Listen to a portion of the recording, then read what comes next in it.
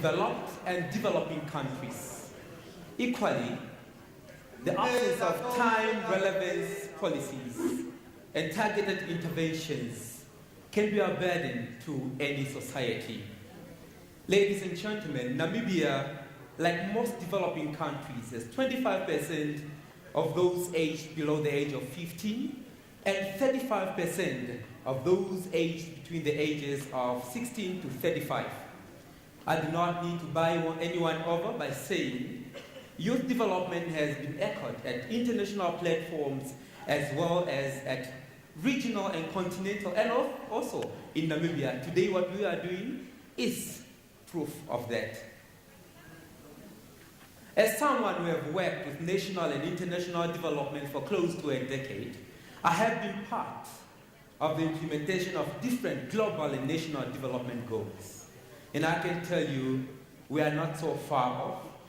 And you, as youth workers and friends of youth development in Namibia, knows very well what is not working and how we can shape it to work. We are, of course, streaming live. That is from NYDS2016.org, and our official hashtag is YouthPolicy16.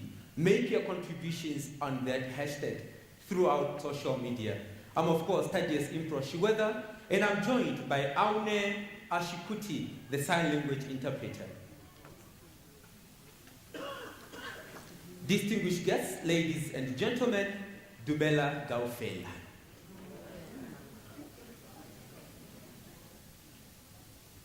Dumela Gaufela, Dumela Gaufela, Dumela Gaufela. Of course, we encourage that you silence your phones so that they do not interfere with the technology of the streaming. And those who are seated next to the camera that is connecting us to the rest of the world, please keep your noise minimal. It's being picked up on the network. Introducing the panelists who are going to be unpacking whether young people in Namibia are indeed at the heart of development. Someone I admire from near and far, Honorable Tom Arendo, the Minister responsible for economic planning.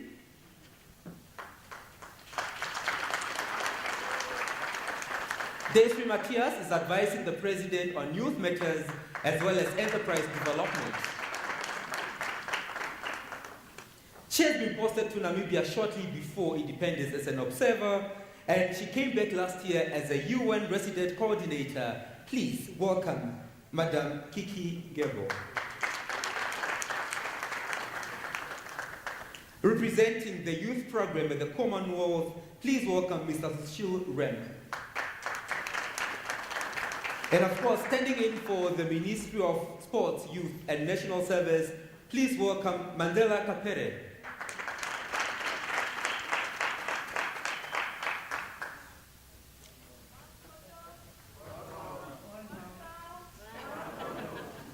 Oh, the slogan, eh? We are streaming live, be careful. Yeah. Oops.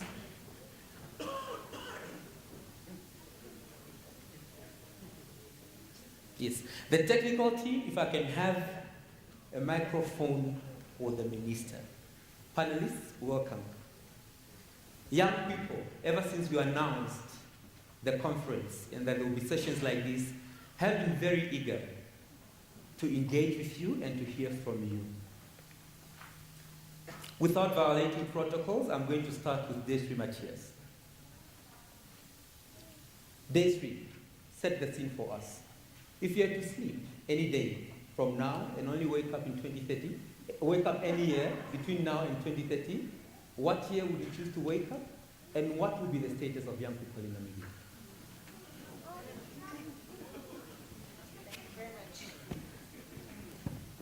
Thank you very much, moderator. Good afternoon, young leaders of Namibia. Good afternoon. The question I've been asked is a difficult question. If I had to wake up any day, on which day between now and 2030 would I wake up, and what would the status of young Namibians be on that particular day? I would wake up on today, the 5th of September 2016. And today is a significant day because today is a day of self-determination, where a lot of the policy leaders have created a platform for young people to make a meaningful contribution towards the drafting of a common aspiration of our country. The status quo of youth in Namibia today is encouraging, the baseline. And the opportunity is large and the potential is large as well.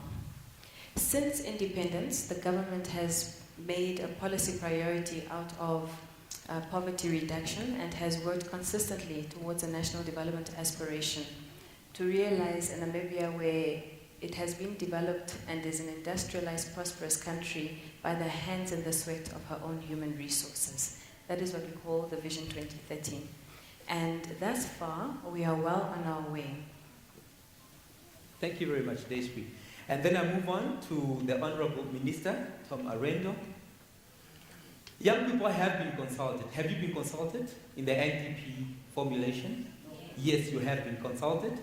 And I now move to ask the question from this angle that, Honorable, to what extent can we use the NDP 5 that is being formulated as a fundraising tool to increase funding for youth development or development in general?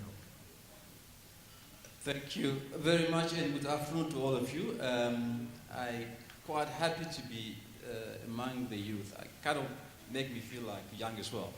So let me also apologize. I was supposed to be here this morning, but I couldn't be with you this morning. I think maybe before I answer the question, just to also just maybe set the scene about our development, how we come and where we are. And I know Daisy did touch on that as well. For us, it's very important as National Planning Commission because this is the year when we are sitting back and say we are about to come to an end of the current development plan, therefore we need to come up with a new one.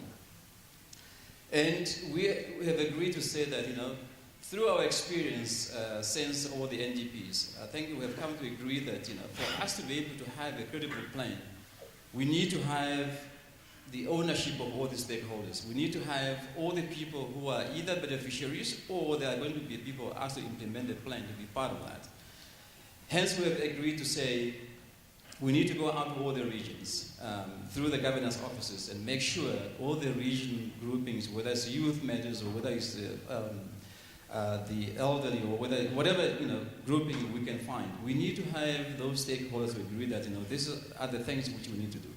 And so far, I can say we have been to all the regions. We have got all the inputs which people think we need to focus on the next 5 years. And it was quite very, I think, encouraging. In some regions, we did even not only just youth people talking about, but even written representation in terms of what we need to do as a country in terms of our development. And my message to the region again has been that, and that's the same message I want to give you as well, to say, at times we think that as Namibia maybe we are not doing as much as possible, maybe not as well. But really, if you look at all the indicators where we have come so far, I think we can really agree to say we have done a lot. Through our own development, through, of course, assistance from some of the people like the UN, but definitely I think Namibia today is not the Namibia of yesterday. But it does not mean that that's all what we can do. It does not mean that we do not have a lot of youth, like I always say, young people who are looking for the job they cannot find. We still need to do a lot of things. It does not mean that, for example, the education, which is also quite an important tool for you as young people, it does not mean that there are not things that we need to improve in education. But that does not take away the fact that I think as a country we've come a long way. And therefore, what we really need to do is to embrace what we have achieved so far, learn from those lessons, and don't repeat the things which did not work, obviously, because there's things which hasn't worked. But those who know that was worked, let's actually put more emphasis on those. Because once we actually emphasize on the things that works, the things that keep us together as a country, I think only then I think we are going to go going far. And there's really as a youth, you are very instrumental in our development. It's always said youth has got more ideas, new ideas. Some of us, might have ideas of yesterday, but definitely you have got the energy, you have got the exposure which we don't have. And therefore, what we need to have is the kind of discussion we're having today, so at least we can listen to each other, we can tap into your ideas, and also advise where we need to do better. So, but definitely I think we have done a lot. Now, the question was about the fundraising.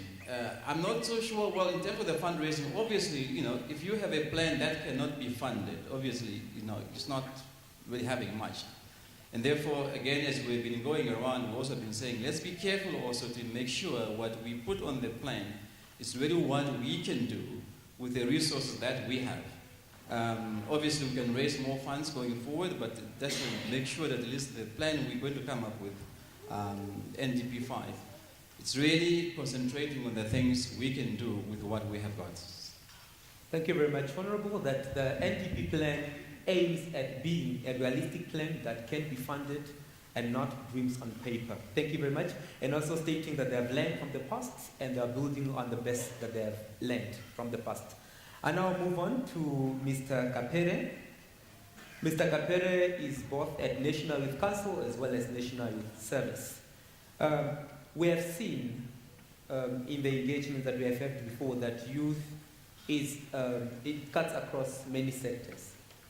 Now, how best can we monitor a policy that is being implemented by different sectors?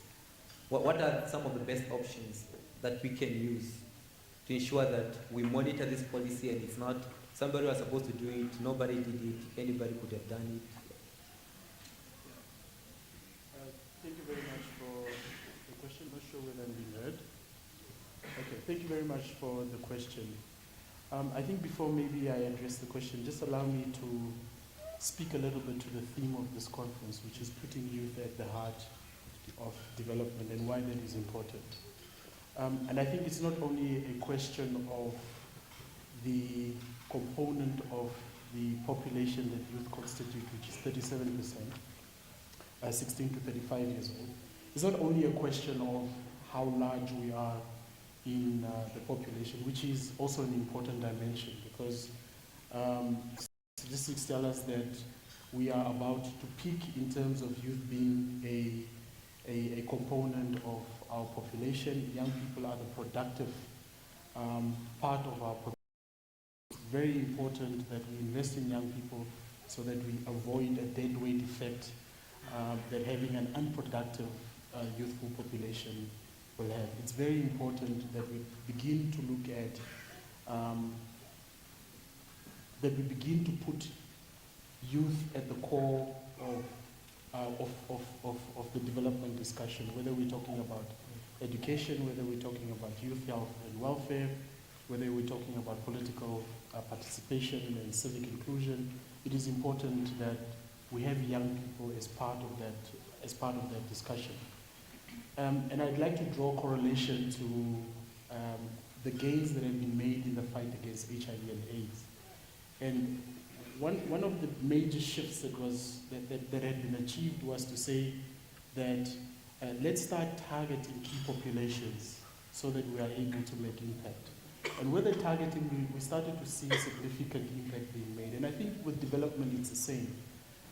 What are really the key parts? What are really the key population groups, cohorts that we need to look at if we want to make a dent in many of the development challenges? And there's no one, I think, who could make the argument successfully that young people will not be at the top of that list. So to speak to your question, I think one of the things that we definitely have to see from this process is the development of a strong monitoring and evaluation framework.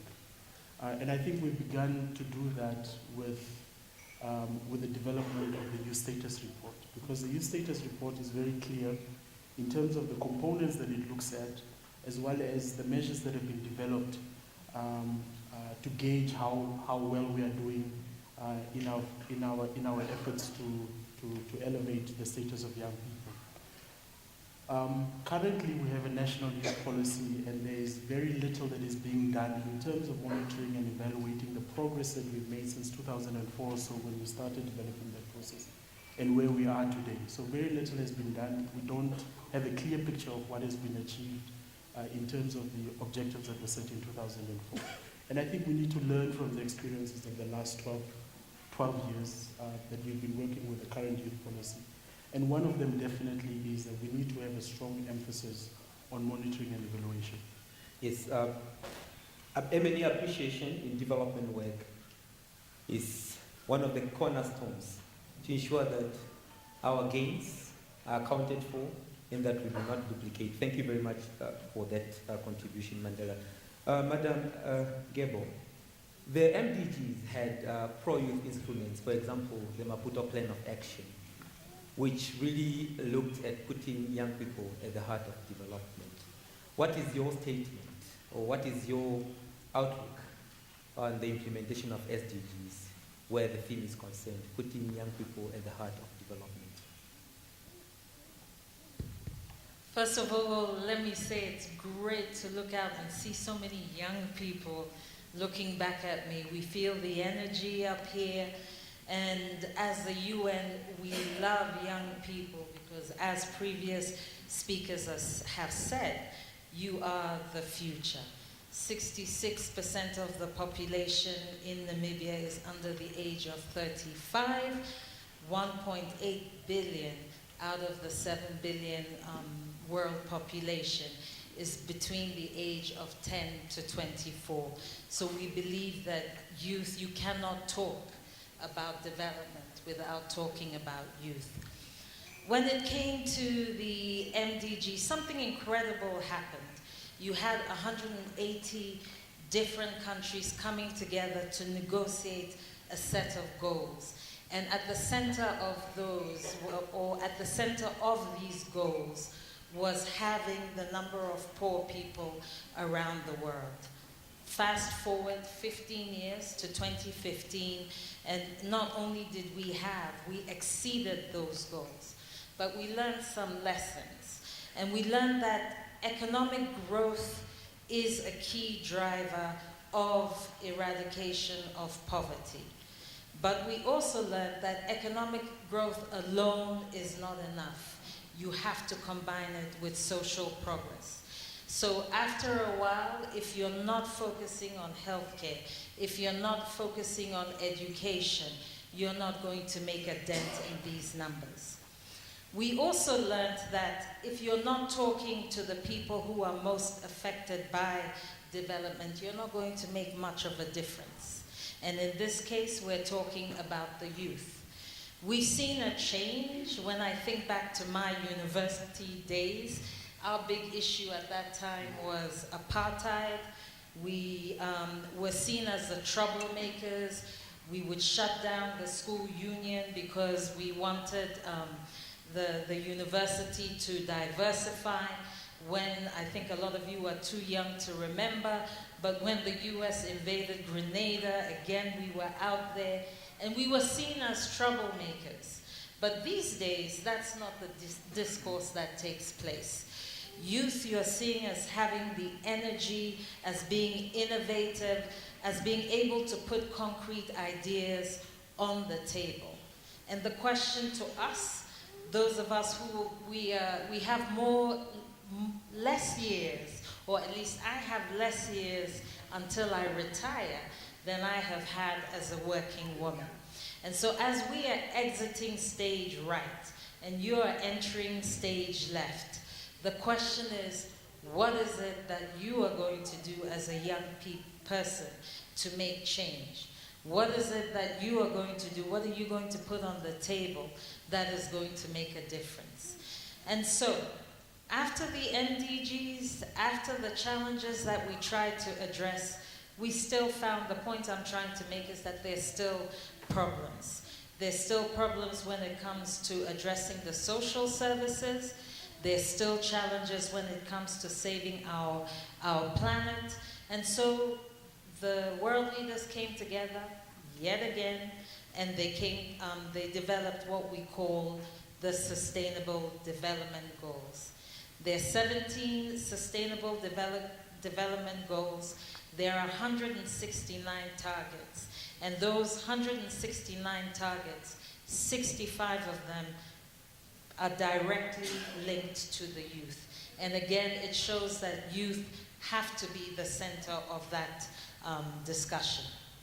So if you allow me, I'll go on and on, but maybe just as an introductory remark to say that yes, we do believe that youth are the center of development.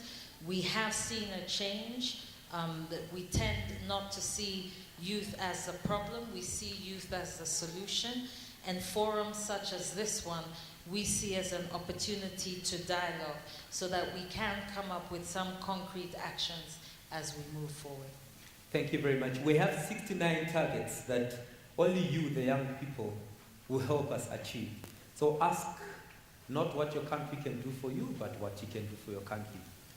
And then I move on to Desri. Yes, I'll move on to Desri. Your sentiments on putting young people at the heart of development. Thank you, moderator. I will be speaking in light of the Harambee Prosperity Plan, which is the government's accelerated development plan, and that is the current priority plan of government. And to put young people at the heart of development need not explicitly mention young people in order for that development program to be beneficial to young people. So for the Harambee Prosperity Plan specifically, it is a 4-year plan which has identified clearly defined priority areas to be implemented with vigor. And the intention of that plan is to usher. My microphone is very noisy. I hope it's.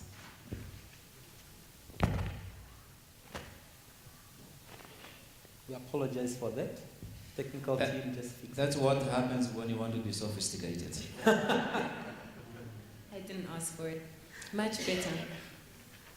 The plan has identified clearly defined priority areas, and within these priority areas, there are those that explicitly benefit young people, such as vocational education training, the sub-pillar for youth enterprise development, infant maternal mortality, which is affecting young people predominantly, and a few other pillars pertaining to rural and remote youth. But the fundamental position of Harambee is Namibia is a young nation. The average age of our country is 21 years old, and as Ms. Behol mentioned, 66% of the country is under the age of 35. So upon the successful implementation of this development plan, it will usher a young nation into prosperity. Thank you very much, Desri. Mr. Soshiro has a presentation, so I'll go back to the minister and then go back to him, and then he proceeds into his presentation thereafter. Honorable Minister, the importance of placing young people at the heart of development.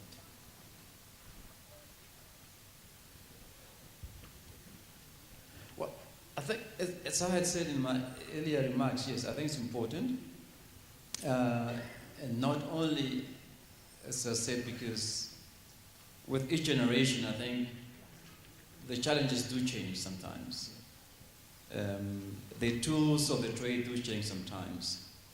And therefore, you cannot escape the fact that, there will always be things that can be done better by certain generations, and therefore, definitely we need to put the younger people at the center of what it is. But I also don't want us to sometimes when I listen to the debate, I do engage with the youth, some of the young people in my office, and sometimes the debate almost goes as if what is good for the youth is necessarily not good for the elder ones. So it's almost like, well, this is for the older people, this is for the young people. But we cannot actually frame the narrative in that way. I think it's certainly what is good for me as an older person, it can only be good for you as well, because if I had to do the right thing, which is good for not only this generation, but that has to also be necessarily good for the other generation. And therefore, as much as we need to distinguish and allow the young people to have their ideas being part of what we need to do, I think there's a danger at times to try and frame the issues as if one is opposed to the other, and therefore this can only be for the youth and the others for the other groups. But really, I think my take is that if we need to do the right thing as elder people, I guess it means that we need to do what is right for the youth people as well. What is good for you for tomorrow, it can only be also good for me today, and therefore I think that should really be, the framework under which we discuss and how do we put the youth at the center of our development, at the center of our discussions, but not as if it's like in a position as to what is good for the youth is not good for the elder. So that's one thing I can say. But definitely I think we need to put the youth at the center. And also as we go, I would also want now and then to just get in the National Youth Council, for example, I wonder, the kind of issues you discuss. I hope we just don't always discuss about how the older people don't want us to do certain things and how they are keeping us out of the issues. But I also hope that you also discuss and say the opportunities that are given to us, how do we make use of those opportunities given to us as young people? If you are a youth representative, if you are a youth group, as youth leaders of that group, how do you actually go about helping the other youth, helping the other young people who might be struggling with, it could be struggling with their education, it could be struggling with their health issues, they could be struggling with some other issues, and therefore it's not so much what can be done to enable the youth to do what they need to do, to be the center, but also, once that has happened, how do the youth make use of the opportunity given to them? Do they take to the fullest? Do they do what they have to do? Or maybe sometimes they go halfway. So it's one of those narratives I think we need to frame to ensure that at least when the opportunities are actually availed, then we also make use of those opportunities in such a way that we really take it to the fullest of our own ability as well. Thank you very much, Honorable Minister. Social. At the Commonwealth, we are giving a lot of guidance on professionalizing youth development, and you're also responsible for the Youth Development Index. How critical is it for us to put young people at the heart of development?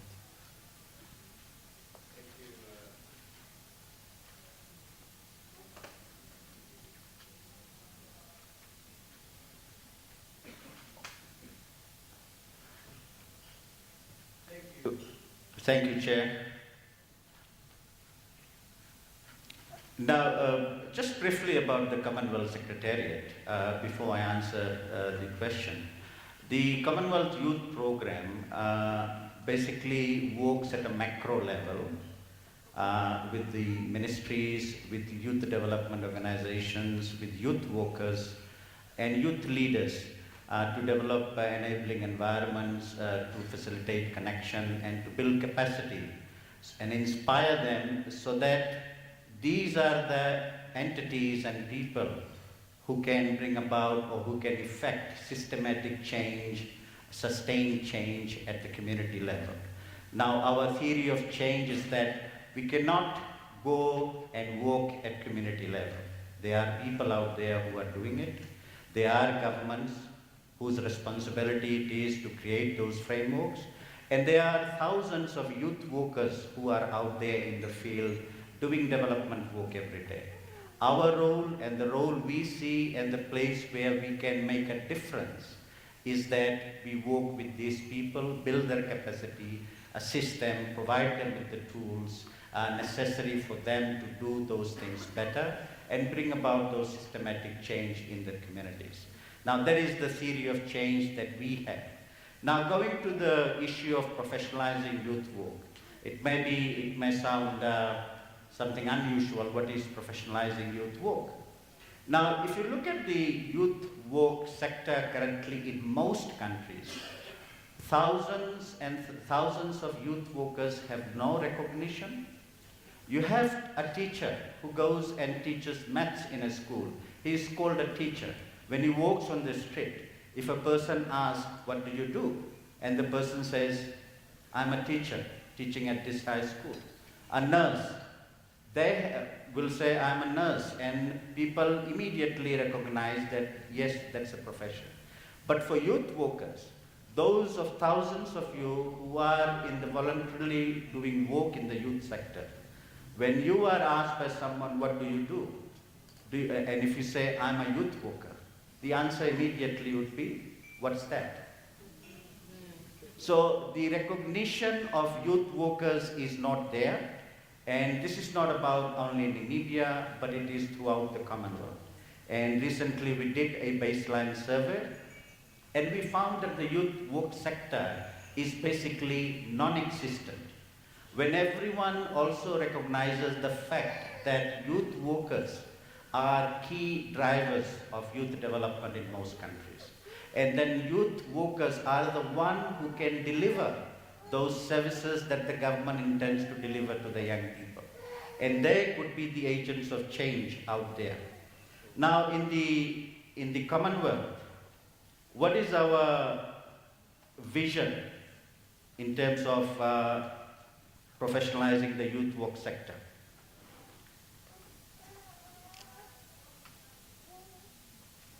Now, we would like to see that the youth work is recognized and valued for its contribution to development and for the development outcomes that all governments and youth organizations seek. We also look forward to seeing that where youth workers are in place in countries, they are supported in the work that they do. But at the same time, we also would like to see that the youth workers have a career path. They have a qualification path. And the Commonwealth, over the last 40 years, we have been one of the only very few organizations out there who have been supporting youth professionalizing work. We started with the diploma, and I was amazed to meet about a two-person here who did the diploma program when the CYP had its center in Zambia, back I think 8 years ago. And I think there would be quite a few others. And apparently that person is working for the ministry in one of the rural, one of the outside window. We started with the diploma program. It was firstly delivered by the centers, and then we gave it to the universities to run. And over the last 20 years, we have about 15,000 youth workers who were trained in with a diploma qualification from the Africa region. Now, currently, we are also have developed a partnership with University of West Indies and also with the Commonwealth of Learning to deliver a bachelor's program in youth work. And we are now talking to universities around the world to join a consortium where there will be offered free resource material for that bachelor's program that they can deliver to youth workers who want to upgrade their skills to the degree level. Then we are also promoting the Alliance of Youth Workers so that they can come together, they have their own platform, they can have professional development, and then they can also advocate and articulate to the governments and the other stakeholders why youth workers need to be recognized, why the youth sector has to be formalized, and why youth work professionalization should be part of the national youth policy frameworks. Okay, thank you very much, Sushu. You still go into the presentation, and we also have a session that is lined up for Thursday that will be looking into professionalizing youth work. We are now going to go for a break and set up your presentation, and then you go into your presentation. The presentation will be on evidence-based youth development, and it's preaching the concept of development is for the people, by the people, and with the people. And we'll give you 5 minutes for that presentation. But for now, we'll have from one of our sponsors, which is NTA. Commercial break.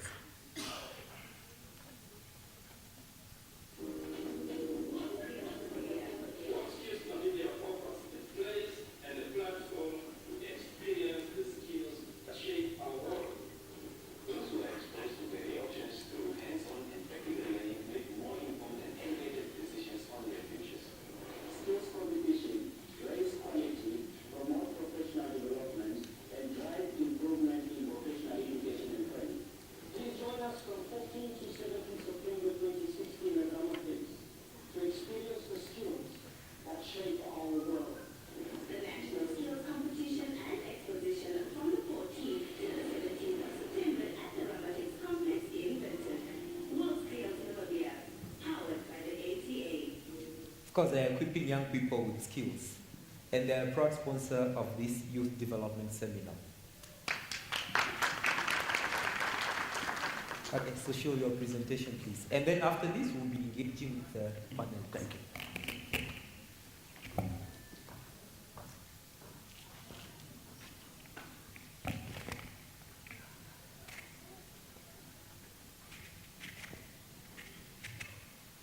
Thank you. I'm the only odd one out here with the presentation, so my apologies to the esteemed panelists for that. Thank you.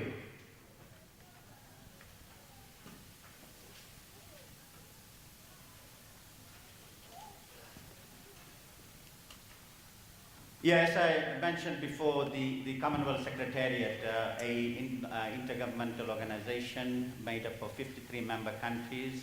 And according to our strategic plan, we have 6 main pillars, and youth is one of the critical areas and a focus area.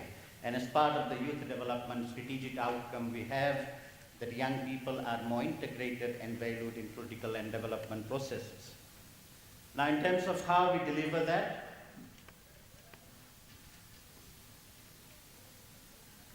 we deliver that through 2 main objectives, and that is engaging and empowering young people through various platforms that we have, and also the enabling environments where we support the governments and other institutions in the policy framework by building their capacity and providing assistance for them to develop the right policies and frameworks for youth development.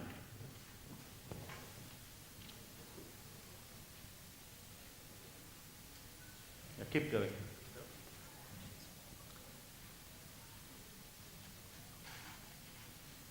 Now, the issue that I was briefed about this conference or this seminar was all about youth policy development, youth policy and frameworks. And in a lot of interaction that I had with member governments, with young people, and with people in the organization, they always have 2 issues. One is, we have so many policies in place, nothing, there is no difference being made. And the second main issue that comes, that a lot of people have, is that policies are there, but implementation is not there. Now, I don't have any solution, the youth mainstreaming. Now, what is evidence-based youth policy? It's basically an approach to policy decision that aims to ensure that decision-making is informed by the best available research evidence that is there. And that it is characterized by access to an appraisal of evidence as an input into policy making, and ensure that it is systematic and transparent. And of course, why evidence-based? It clarifies the problem, it contributes to assessment of options addressing the problem, and also it assesses the barriers to implementing the option and contributes to the implementation strategy. Now, what are some of the potential benefits for evidence-based youth policies? Now, it helps ensure that policies are responding to the real needs, which in turn can lead to better outcomes for the population in the long term. And secondly, it can highlight the urgency of an issue or problem, which requires immediate attention, and also it enables sharing of information amongst all the stakeholders. And it also enhances the decision-making process that can reduce government expenditure in the long run.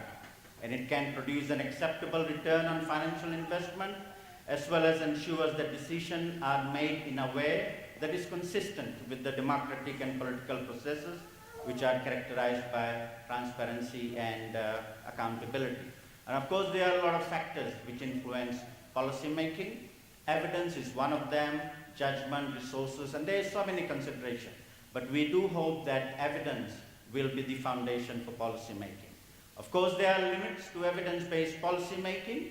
Sometimes the pressure to deliver things are so great and government have to do something, therefore that evidence part is not done.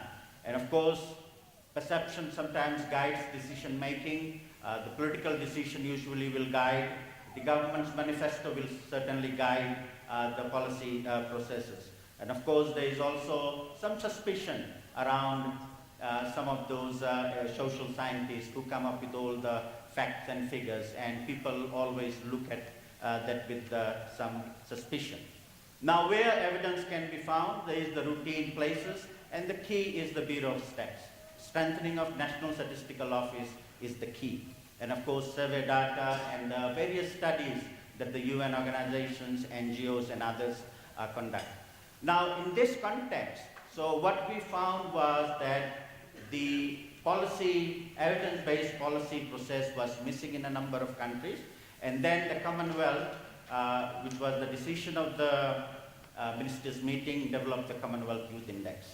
Now, the Commonwealth Youth Index is, the main objective is evidence-based policy making, monitor and track progress on youth development, compare data sets, and also advocacy on youth-specific data collection and analysis.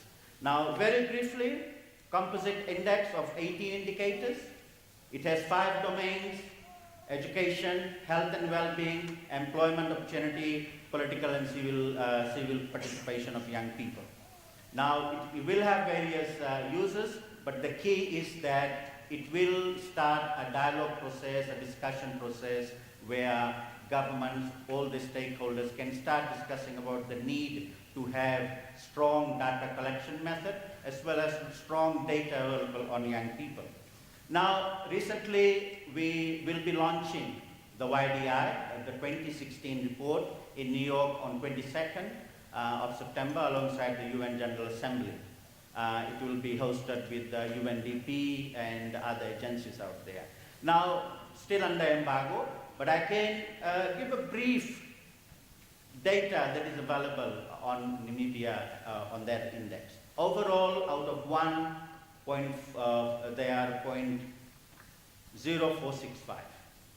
On civic participation and political participation, they are one of the top 10 countries in the world when it comes to those two indicators, 0.63 and 0.88 for political participation. However, education, which is average, 0.587, employment, 0.399, health, which is 0.068, is the indicator that pulls down the overall YDI scores for Namibia. And of course, in terms of lessons learned, we know national average will hide some of the other variations that is there. But the key issue is that we want to encourage member governments to develop their own national YDI. We have a YDI toolkit that is being rolled out together with the YDI report, and hopefully this will trigger action in terms of ministries, government, putting more emphasis on data collection, on youth, on data, on evidence-based youth policy development, which will also help with the monitoring and evaluation. And then there is also a lot of data gaps that is there in YDI, and that is because the National Statistics Office does not have those data sets. So we have that constraint. Hopefully this report will trigger action around those areas. Thank you. And thank you so much. I was just about to tell you that your time is up. Thank you so much, Sushil. Documentation team, you can get this presentation from the technical team, right? Before I engage the audience, there is an organized break, but because we started a bit late, I'm trying to skip it. I'll tend to be advised otherwise, but I'm dictating that we are skipping it unless it is really necessary for you to go and have the break. It's finished. Yeah, we need to finish and then, yeah, thank you so much.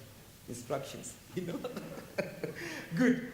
I want to give another round to the panelists before I engage you. And remember, you can tweet. Okay, let me talk into the camera. Those who are watching in the comfort of their own offices, as well as in the comfort of their own houses, please remember to tweet us or use a hashtag, which is YouthPolicy16. You can post your comments and your contributions to that hashtag. We'll be sure to pick them up. I'll be starting from Mandela all the way to Social. Just your comments before we engage any general statements that you have before we engage the audience.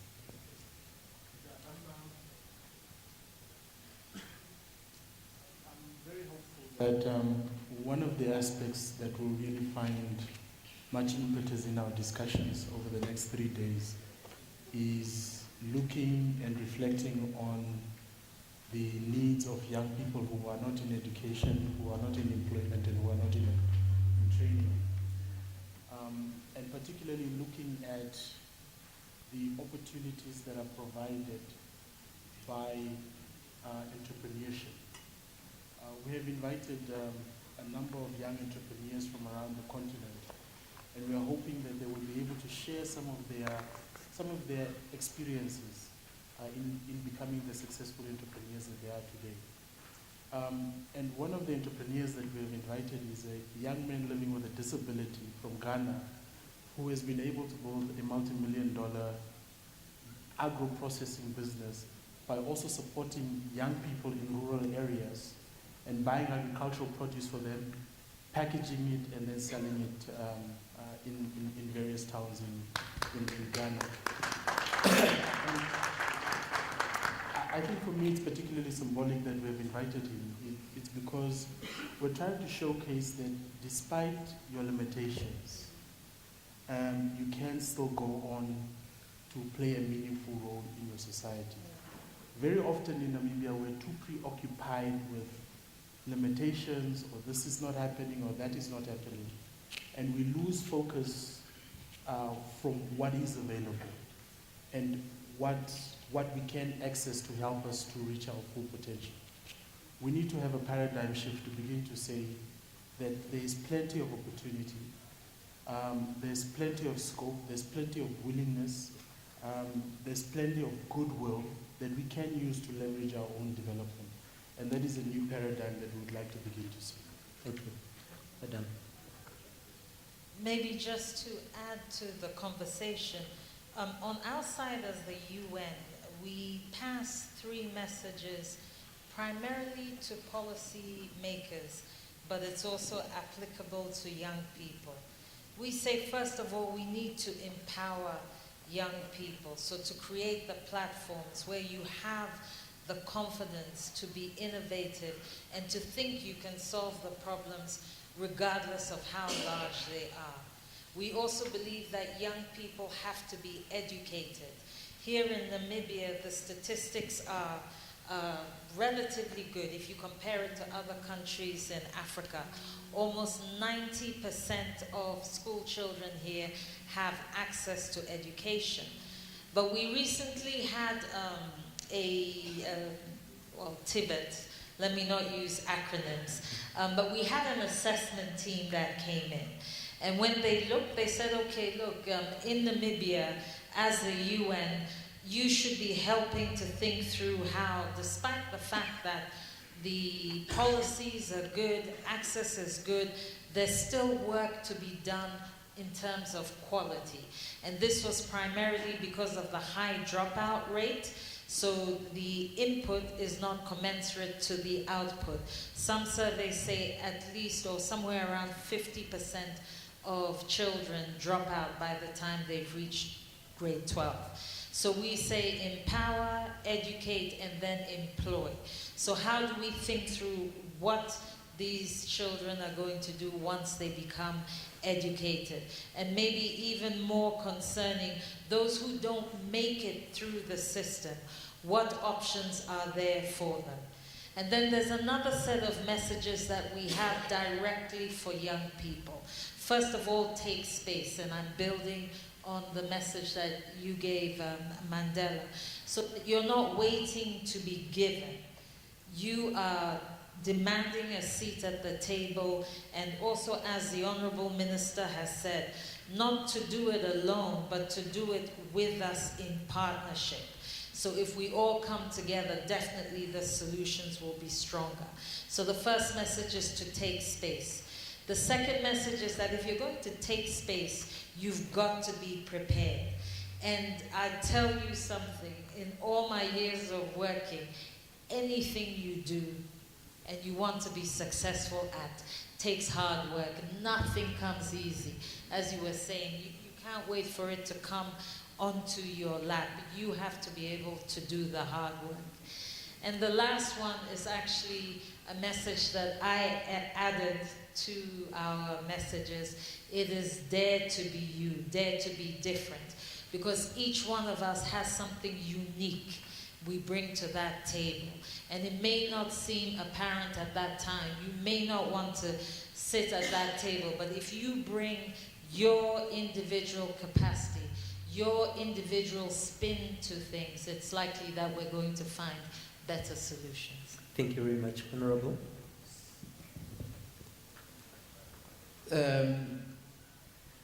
Madam Gebo says, you as a youth, you need to demand, I think you used demand. She said you must demand space around the table. Yes, I think you should. But I like what he says in his presentation. When he talked about the fact that we need to do evidence-based decision-making or policy-making or whatever, however you want to call it. In other words, whatever it is you need to do or what you think can help you, then there must be some sort of evidence that suggests that if you were to do this, it can work. And at times, it takes some time for us to get that evidence that suggests that that's something which we need to do. And I know, as I was saying earlier, the youth has got this energy. You want to do it today. It must happen now. I'm going to give you 7 days, and if you don't do that tomorrow, I'm going to do something. Do it now. But let's also just agree. If we were to do things in such a way that is not really well thought out, yes, we may do it, but at what cost and what result would you get? And it's not an excuse to say we need to take as long as sometimes we take to be able to agree on what needs to be done. But I think it's very important to make sure that what we do, what we agree to do, there must some sort of evidence to say, yes, that is the way, this way going to help us. Otherwise, we may find ourselves in a direction where it actually doesn't really give us anything, and then we have to make a U-turn again at a very huge cost and time wasting. But let's engage each other. But I also hope that, as youth, you've got a better way of engaging. I find that, sometimes, we, the older people, when we disagree, then we don't want to talk because I don't talk to you because now you don't agree with me. I hope you not do that. In fact, it's very important to disagree. It's very, very important to disagree because when you disagree, you discover what is best. As long as our disagreement is very, in such a way that it does not become offensive in terms of what other people think what needs to be done.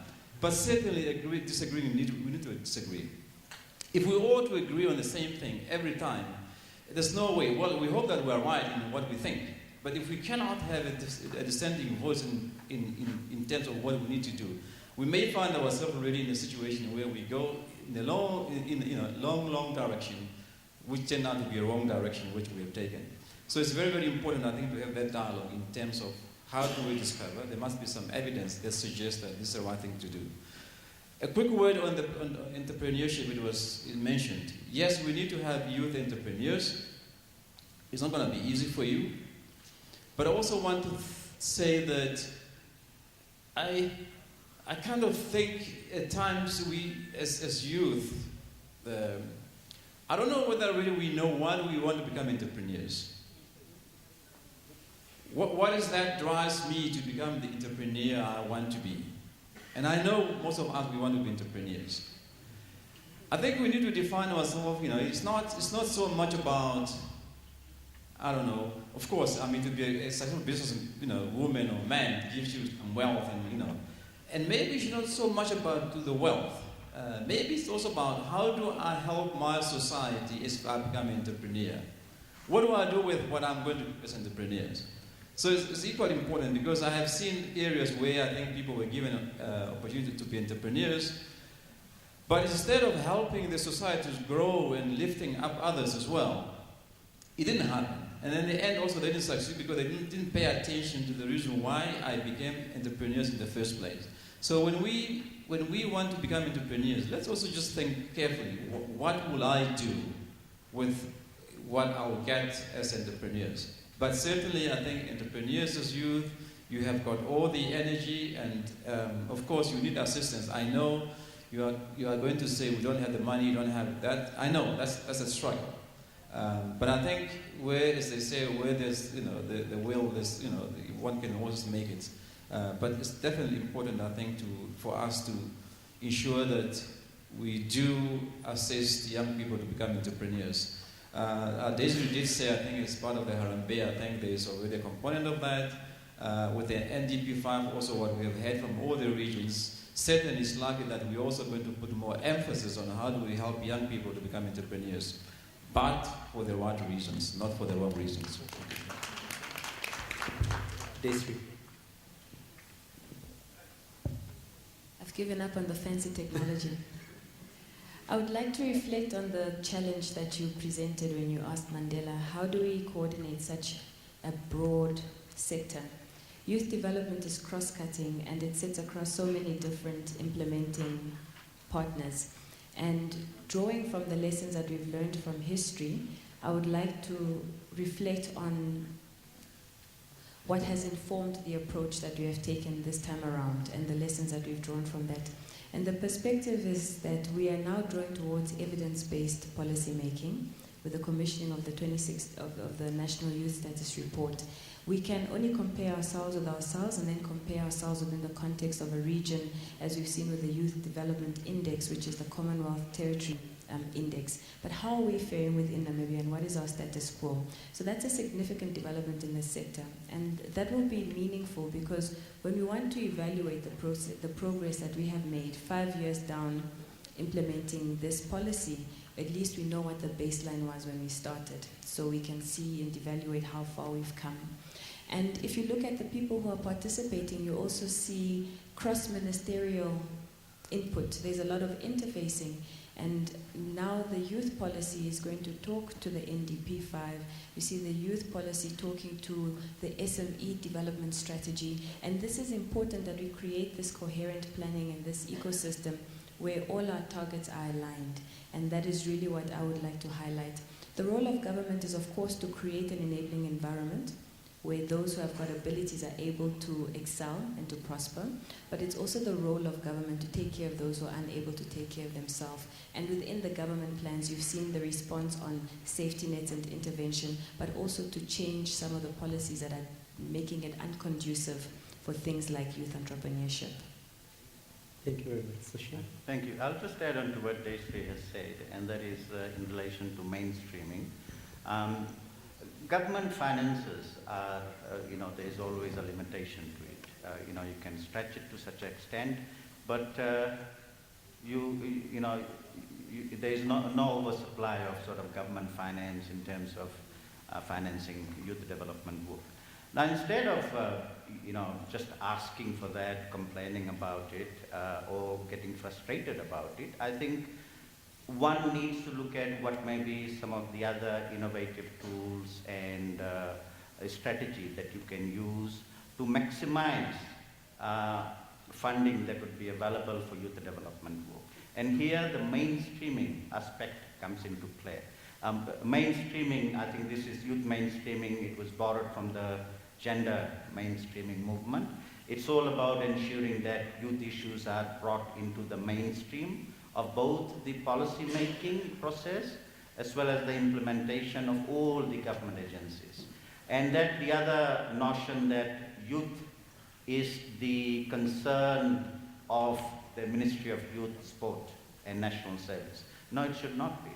Youth should be a concern for all the ministries, whether it be Ministry of Fisheries or Agriculture or SME.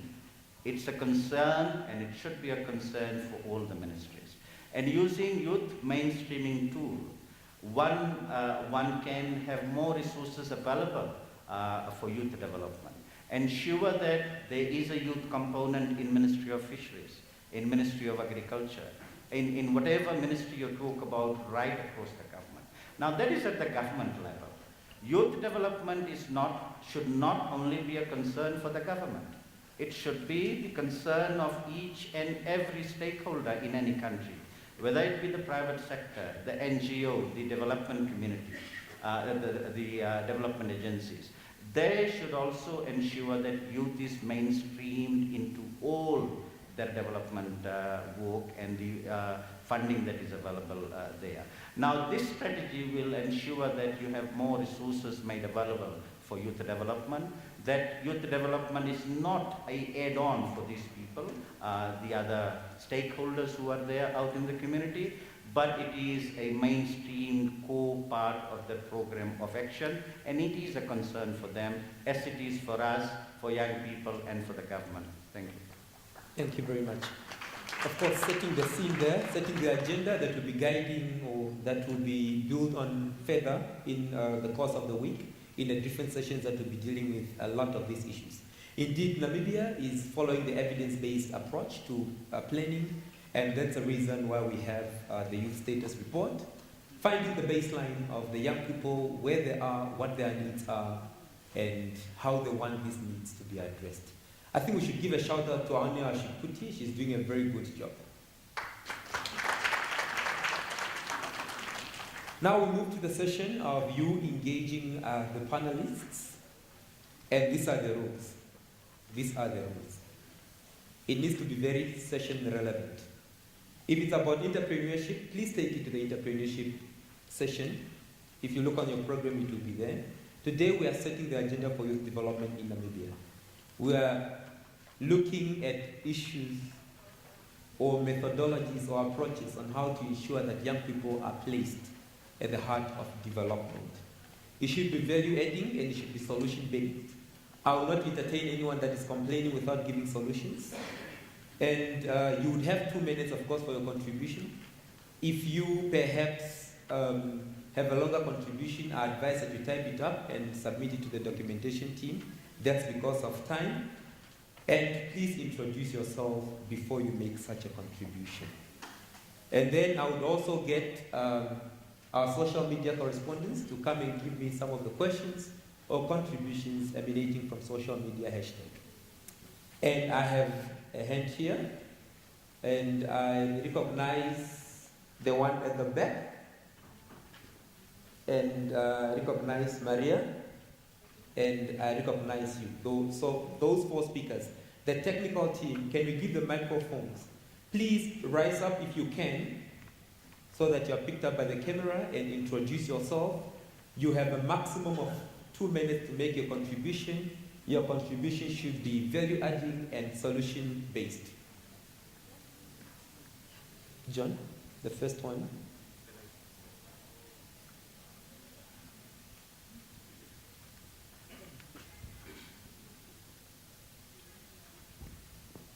Thank you. Thank you very much indeed. My name is Ras Mubarak. I'm the head of the National Youth Authority of Ghana. It is an agency under the Ministry of Youth and Sports, and also the ruling government's parliamentary candidate for a constituency called Kumbungu. Let me use this opportunity to commend the government of Namibia for putting young people clearly at the forefront of development. I think this is very positive, and you need to be commended highly. Also encouraging is the fact that the minister in charge of economic development or planning is also here with us. Key to everything that we are discussing is the issue of funding. And I would say to Honorable Minister, with all the commitments you have made, show the young people of Namibia the money. And here's the solution. Give the young people of Namibia a guaranteed source of funding in the budget.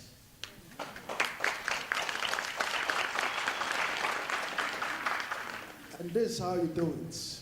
Wherever, I mean, there are various taxes that, you take. You could decide to take it from communication service tax, a percentage of that, to support youth development. Because if you don't do that, it becomes exceedingly difficult for the Youth Council and the agency that is responsible for youth affairs to get the funding. We've seen instances where allocations meant for youth development are mopped up, during crisis or situations for some other things. So give them a guaranteed source of funding, make it law, so that Parliament will ratify it, so that the youth of Namibia will know that they have, if it is 2% or 5% or whatever, from so and so source, it is guaranteed. Each time the money is ready, it comes straight to them to do their work. I believe Thank you very much. We will go a long way. Thank you very much. Guaranteed tax? Guaranteed source of funding, yeah. Yes.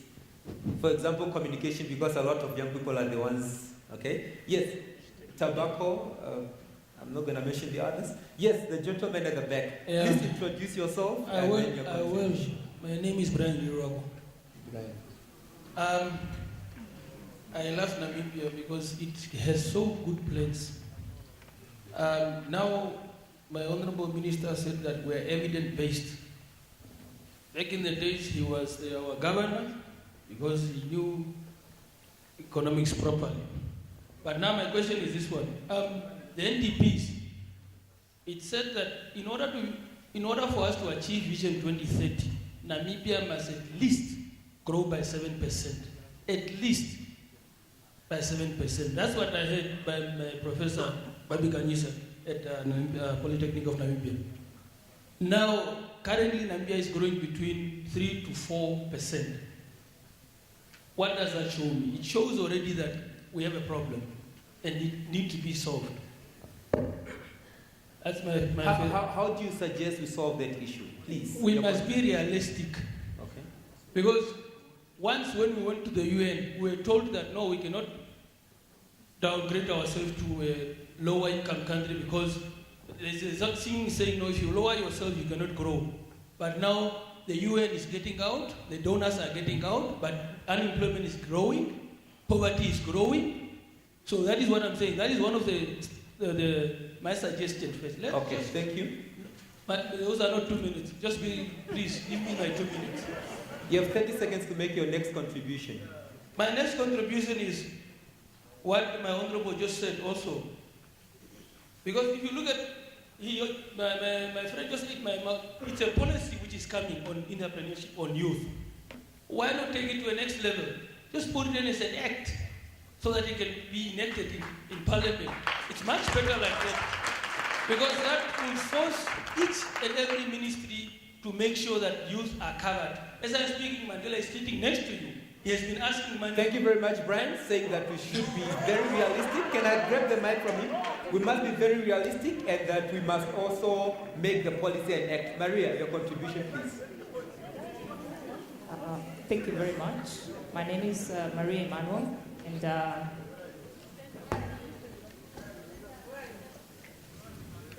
good afternoon, everybody. My name is Maria Emmanuel, and I am here as a youth, and I'm also working for Namibia Trade Forum.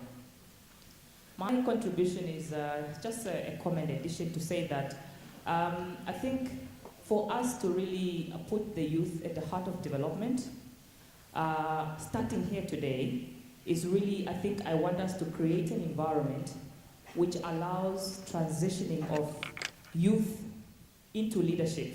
And I think the Honorable Minister was already talking about this to say that doesn't necessarily mean that the older need is not necessary for the young. But then again, I think the gap is closing that gap, the transitioning gap of allowing through our structures, allowing youth to come up so that the elders pass on the wisdom, the institutional memory, as well as the experience. And we need to use that as a foundation to then step on and come and see what is that we have, what is relevant for us, and to build on top of that. So we need to close that gap that I think we are currently experiencing. That way, we create a sustainable nation for all of us, because then we just transition into that type of movement. And I think that should be very important for us to look at and consider, and for this forum to Thank you very much, Maria. Succession planning to close the gap between young people transitioning into leadership. There was a hand there. Thank you very much for the platform. I'm Olsen Kahiridi, Secretary General of Namibia Football Players Union. The constituency which hosts a lot of young players who has a potential to be talent that could be exported. So, comrades, we are in a class struggle. We cannot have to come here in fancy hotels and deliberate on issues without solutions. We are in a class struggle. And this class struggle starts back then, before the apartheid era. Comrades, when we talk about Oprah Winfrey, it's a once-of-a-lifetime opportunity to become a billionaire. When you talk about Andrew Grace, the guys who found Facebook, it's a once-off, lifetime opportunity. Yeah. When we talk about Bill Gates, it's once-off. You don't get those people normally. But when you talk about Frankie Friedrichs, that can happen. When you talk about Harry Simon, that is a realistic approach. Gentlemen, when we speak about policies, I think the problem with us Africans is we plan too much and we don't execute. Comrades, as much as we want to give solutions, the time is less. 2 minutes for a brain of mine. Sports athletes, you are talking about sport. No, I'm not talking about sport. The solution. I'm talking about general perspective. How would you want it to be addressed? That's a question. I'm a student at the University of Namibia. I've never seen a student at the engineering block inventing a bomb and blow out a section. We don't give these people to invent things. We don't invest in our research departments. We do not guarantee university students to get a job. Yet we say you must study. And statistically, in Namibian context, the reality is the educated people are suffering more than the uneducated people because the thugs are driving the economy because they get the tenders and everything. Thank you very much. We must invest in research. Thank you very much. Panelists, do you want to contribute to any of that, or should I continue taking? Is there any contribution that you want to make on what was submitted from the panel? Okay. I'll come back to the House, now giving a chance to the panelists. If there's anyone in the panel that would want to talk. Let me just say something. I mean, I can see it's a lively discussion. I was anticipating that. But I have to say I also learned something I didn't know from the youth. So I knew I was going to learn something. When you say, let's give a shout out, and everybody says, that means let's say thank you to her? Yeah, thank you to her. Oh, I see. No, I actually learned something as well. Now, the guaranteed source of funding for the youth development. Then we have to put this in the context also. When we say youth development, exactly what is that we're talking about? That which we say there's no guaranteed funding. The way I look at it, we do have a budget for the Ministry of Youth. That's guaranteed funding for the youth development. Well, wait a minute. Yeah, well, maybe not enough. We do have a budget for education. That is youth development. So when we say, that's what I'm saying, we need to distinguish now. When we say youth development, is it youth? Are we talking about youth entrepreneurs development, or are we just talking youth development in general? Because if you are talking about youth development in general, I would argue to say we do have funding for youth development. But when we talk about youth entrepreneurship, which is now something which, as I was saying, the issue was saying, we need to look at that as a pillar and try to bridge that gap of lack of financing for entrepreneurship. That is something I can agree with, to say maybe we need to find a mechanism how to fund that. But when you just lump it together and say youth development, there's no guaranteed funding, I would somehow not want to agree completely with that. But we can debate that as well. The question about low economic growth. Yeah, true. I mean, if we were to reach a developed nation status by 2030, I think the idea about 6 or even 10 years ago it was at least you had to grow by 7%. Now, if you don't grow by 7%, I also want to argue to say it's not necessarily because you did the wrong things or you failed. Now, currently, there was a time when we grew by 6%, when everybody was growing by 3 or 4%. Now that we are growing at 3-4%, people are growing at 1%. So it doesn't necessarily mean that, if you did not reach the target of 7%, it means you did something wrong. Because again, economic development is not an internal matter for Namibia, and therefore it means it's all dependent on what you do as Namibia. It doesn't. It's all dependent on other people you are trading with, and therefore if they are also struggling, you're going to be struggling. But again, it does not have to say that you have failed to do what you were supposed to do. It just means that you might have to do things different a little bit because the people who you thought you were going to be trading with, they are no longer having a means to trade with you as well. So I don't think we should really look at ourselves as to say, well, we are suffering because we are the only one. But if you really look in our region, South Africa is growing by 1%. At least we are still growing by 3.5%. So it's not really something. Again, just maybe to link on that. When we also look at things, I know what you are going to say, some of the issues. Yeah, we plan too much, we do too much thing, and things are not happening. In my earlier remarks, I did say, yes, things do happen. Maybe not as fast as we want them to happen. Maybe not at the level where we want them to happen. But what we really, really need to do is just to learn from those and say, do things better. But it's not to say we have now to throw in the towel and say, well, we just got too many things and nothing's happening. No, but at least learn from those and do what works for us. And as I again say, through this engagement, I think we got something going. We got a good story going. We just need to pick up where we are not doing. I agree, sports. You were actually saying sports can do better than maybe some other things, which is probably as part of youth development. And again, we could probably maybe do a little better when it comes to sports development. And the Ministry of Youth, I don't want to say much, the Minister of Youth is not here, the Minister of, who's the Minister of Youth? Anybody from the Ministry of Youth and Sports here? Or the directors here? So don't say that, I'll say that we need to do more on youth, on sports, but I really believe that we can probably do better because I think we've been treating sports probably really just in a way that it's probably not really a targeted approach. But again, I can also look at myself to say maybe we could have done better in terms of planning for it, and not just to happen by itself, but something I think we can do better in terms of youth development when it comes to sport. I would agree with you on that. Okay. Thank you. Yes, Madam.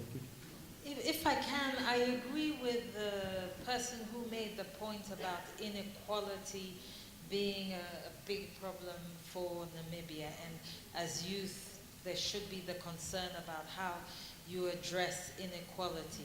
But just to add, we at the UN, we have a regional and then a global picture. Namibia is one of the countries on the African continent that has seen the fastest reduction in poverty in Africa. It is number one. So it's a problem, but we're all trying to learn from Namibia. At independence, almost 9 out of every 10... Order, please. At independence, almost 9 out of every 10 Namibians were poor. Now we stand at 3 out of every 10 Namibians being poor. That works out to about 600,000 people. And for the 600,000 people, these statistics will not mean much. And for the 15% who are extremely poor, these statistics mean even less. But for me, if Namibia has done it right, to a certain extent, and we are trying to learn from Namibia, then how do we take that to move forward for this last hurdle? And maybe I would add to that comment.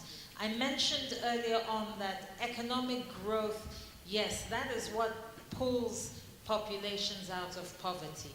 But when you look at certain countries, for example, Costa Rica or Rwanda, economic growth alone didn't do it. It was a focus also on the social sectors. So they punch way above their weight. If you look at their economies are not commensurate to the difference that you see in their poor populations. And that's because they prioritize the social sector. So just to say that, yes, let's not get caught up in the self-defeating prophecy that is sometimes out there. There's work to be done, there's more to be done, but we could learn from the Namibia experience to move forward. Thank you very much. I'm now going to allow for another round of your... Aune, do you have any question? Okay, good. Emma? James, I also know you, since you fought for it.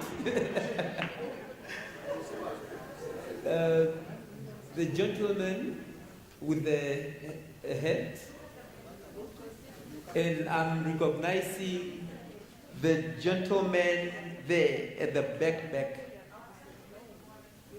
Yes, I will. Yes, you with the blue. Yes. Okay, so let's start in that order. I will then. I will come back to you. Talini, I recognize you. You kept rising it up and up. I will recognize you. I know who is influencing you. It's okay. James. Okay, Emma. Thank you very much. My name is Emma Tiafeles. I'm in the Junior Parliament. My question is basically to the entire panel with any answer. I think maybe also to the gentleman from the Commonwealth especially. I think when it comes to youth policies or any other policy, it's important to have representation. Young people taking the control of their own development.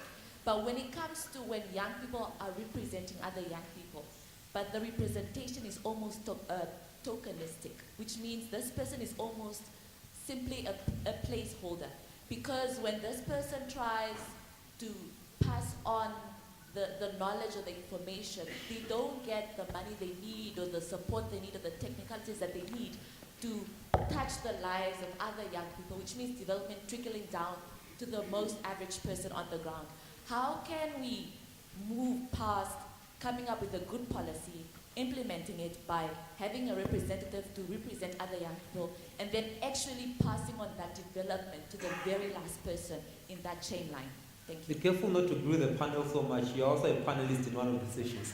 You can grow. Good. The next person was? No, I never gave her a chance. James, thanks for the chance. You have 2 minutes. Thanks. Now you recognize me at least finally. I was feeling a bit marginalized there. Yes, guaranteed funding. I want to touch on that. That's the first. Your name, introduction. Oh, my name is James. Werikwa is my surname. Unomatha is my Shero name. Brown, Namibian, yes. Of course, the minister spoke about guaranteed funding. Of course, I fully 100% agree with the minister that, of course, there is guaranteed funding as far as the Ministry of Youth, Sports and Culture is concerned. But the reality is that 70 to 80% of that money is directed towards personnel cost, which is salary, administration, and so forth. And then, of course, you are left with a small budget, be it 20 to 30% that is now targeted towards youth development program in that regard. So when we're talking of what my Ghanaian friend here was talking about is that you want 100% guaranteed funding for programs that are tailor-made and directed towards youth development itself, as opposed to money that can be diverted or a certain percentage allocated to personal administrative costs within the ministry. That's what we do. Thank you very much for that solution. You have 45 seconds to... Oh, 45 seconds, okay, hopefully, okay. The other thing is, we are talking of guaranteed funding, statistics. We talk of statistics here, of course, the UN representative that is sitting there. The type of statistics that was, of course, made available to us here is that, of course, those are numbers that are working. But the reality is that when you look at the situation, when you go down on the ground, where you come from as a person, of course, poverty is reduced from a statistical perspective. That's another thing. But when you go down deep in the ground, that's why I like the point that was brought in, that evidence-based policy development programs. That sometimes this evidence is in front of our eyes. We don't. Thank you, James, advocating for a specific budget for programs and also evidence-based programming. Okay. James, No, wait, let me finish my point, please. The last one, before we go, James. the Harambee Prosperity Plan is talking about youth enterprise development. That's what we are saying, that let it also be a guaranteed funding program. Let it be guaranteed in terms of its funding. That's all I wanted to make. Thank you. The next person was, you already have the mic. Okay. Oh, you also already have the mic? That's good. Hallelujah. Thanks for granting me the opportunity or the chance to say something. My name is Ortman Joseph, popularly known Prince. Well, my point is not really much to talk on what discussed there, but I just want, maybe I should put it in the form of a question or maybe just a suggestion. we should remember the reason why we are here. And the reason why we are here is us, the youths, right? It's for you to listen from us or to get points or anything from us. Precisely. Precisely. Thank you. I might take more than 2 minutes, but please don't cut me. Just listen. What I have observed is this. As I was saying, we must know the reason why we are here. What I have observed is this, that us, the youth, who are supposed to give, or the reason or the key of why we are here, you are not looking at us, or you are not valuing time as well. You are giving more time to the panelists, or the people with the discussion in front of us, our honorables there, but you're not giving enough time to us to contribute or to give our points. So at the end of the day, because we are different, level of understanding is different, and we are using English here, which is not our mother language, some of us. So giving us 2 minutes is quite not enough. You give us 2 minutes to make a point, and we have more than 5, 10, 20 minutes to answer that point, whereby you want an understanding from the point we are making, but you are cutting our point in the middle. So what is the need of us giving our point if you are not considering it? We take note of that, please. Thank you. So for now, I'm not going to speak more. Let me give chance to others since we have limited time as youths. Thank you very much. Thank you.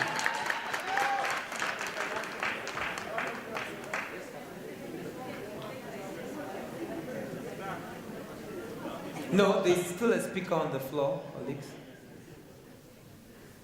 Hello, okay. My name is Martin Antindi, well known as Orembe. I'm from Oshkoto. My point is on the provision for opportunities for the youth. From my observation, I have observed that there is an unequal provision for opportunities for the youth. Mostly we take into account youth from urban areas. Then we disadvantage youth from rural areas, us. So I would like to hear from the panel, how do they take into account, especially in terms of youth representation from both urban area and rural areas? Thank you. Thank you. Okay, the chances are over, the ones that I've awarded, and now I'm going to turn to the panel if you have any contribution towards what was said. I will come back to the floor. Yeah, thank you very much, Thaddeus. I think the issue of funding for youth development programs is really the core of the challenge that we have. We are very clear about what the challenges are. To a large extent, we are clear about what the solutions are. The biggest problem that we grapple with is how do we ensure that we have a funding framework to achieve what we want to achieve? On a daily basis, all of you, many of you flood the offices of the National Youth Council. I have this brilliant idea, how do we achieve it? I need funding. It's very difficult to be able to say, to turn away people. And these are not only young entrepreneurs, these are also social entrepreneurs, people who come from rural areas, and we are saying that these are the social problems that we have in our communities. But there's a challenge in terms of how we begin to fund them. I bet you that each and every young person here wants to be part of the solution and wants to be able to drive solutions. And all of them have ideas about how to do it. But what is really a challenge is where are the resources, or where are we able to get resources to be able to do it? And I think part of the challenge that we have as young people understanding is to say that look at the proportion of the population that we represent, and you look at the proportion of the resources we are able to get to be able to fulfill our aspirations and to be able to fulfill some of what we want to see. And I think the point is quite relevant to say that we need to begin to look at how do we ensure that there is funding. I think the issue here is really funding for youth programs, funding for youth organizations, funding for regional youth forums and funding for constituency youth forums. Because by law, young people have to elect constituency youth forums, representatives and leaders. But after we elected them, as the law requires, are we able to provide them with the resources to be able to affect change in their communities? The same with regional forums and so on and so forth. Botswana, I think, provides an interesting example where they've set up a national youth development fund from proceeds of alcohol, tobacco, and gambling, a component from those taxes that are dedicated specifically towards the National Youth Development Fund. And I think we really need to be creative about additional sources of revenue, given that the Ministry of Youth receives its $400 million. National Youth Service receives about $100 million of that. National Youth Council about $15 million of that. That funding we are aware of, but what we're saying is that the need is manifold much more than what is available. And thank you. DSP? Thank you very much. I think my colleagues have responded on funding for youth development programs. But if I go back to the source question from our Ghanaian delegate, it was also about a guarantee fund for youth enterprise development. And before we conclude that there isn't enough funding for enterprise development for young people, what is currently happening on the funding? The Ministry of Finance commissioned a study to look at what are the funding instruments that are available for young people on SMEs to enterprise, and what is the access. At the moment, only 22% of all those who are applying for funding are able to gain access to money for startups. So this is indicative that it's not only about a lack of money, but it's also actually about the quality of the demand side of funding. So government is planning coherently and comprehensively, and not only responding to the need for finance, but also looking at how can we help young people who don't have the same experience in business that their more mature counterparts do, to be able to access the pots of money that are available. To that end, in the Harambee plan, to establish a youth enterprise development fund. And this fund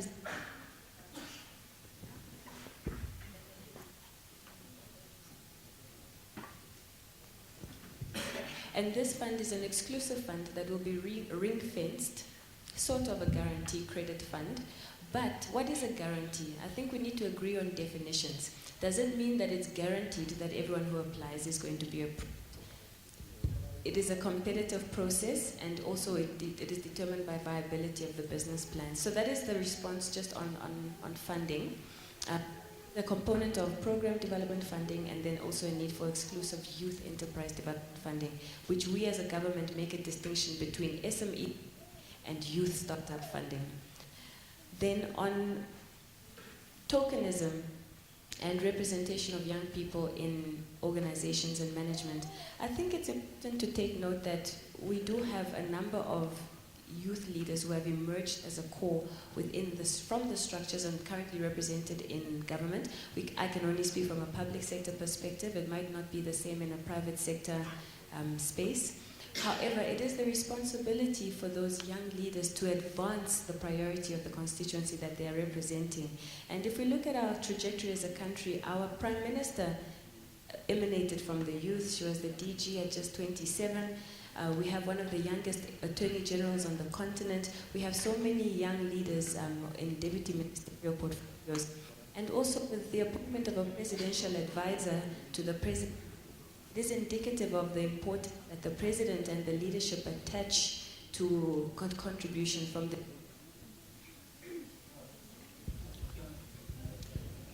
Thank you. Thank you. And I don't know whether you heard the last comment. She simply just said the government is committed to look into the funding for youth enterprise and enterprises. But let me just ask for interest sake. How many of you wants to be entrepreneurs? Just by show of hands. Okay. That's almost everybody. How many of you are entrepreneurs?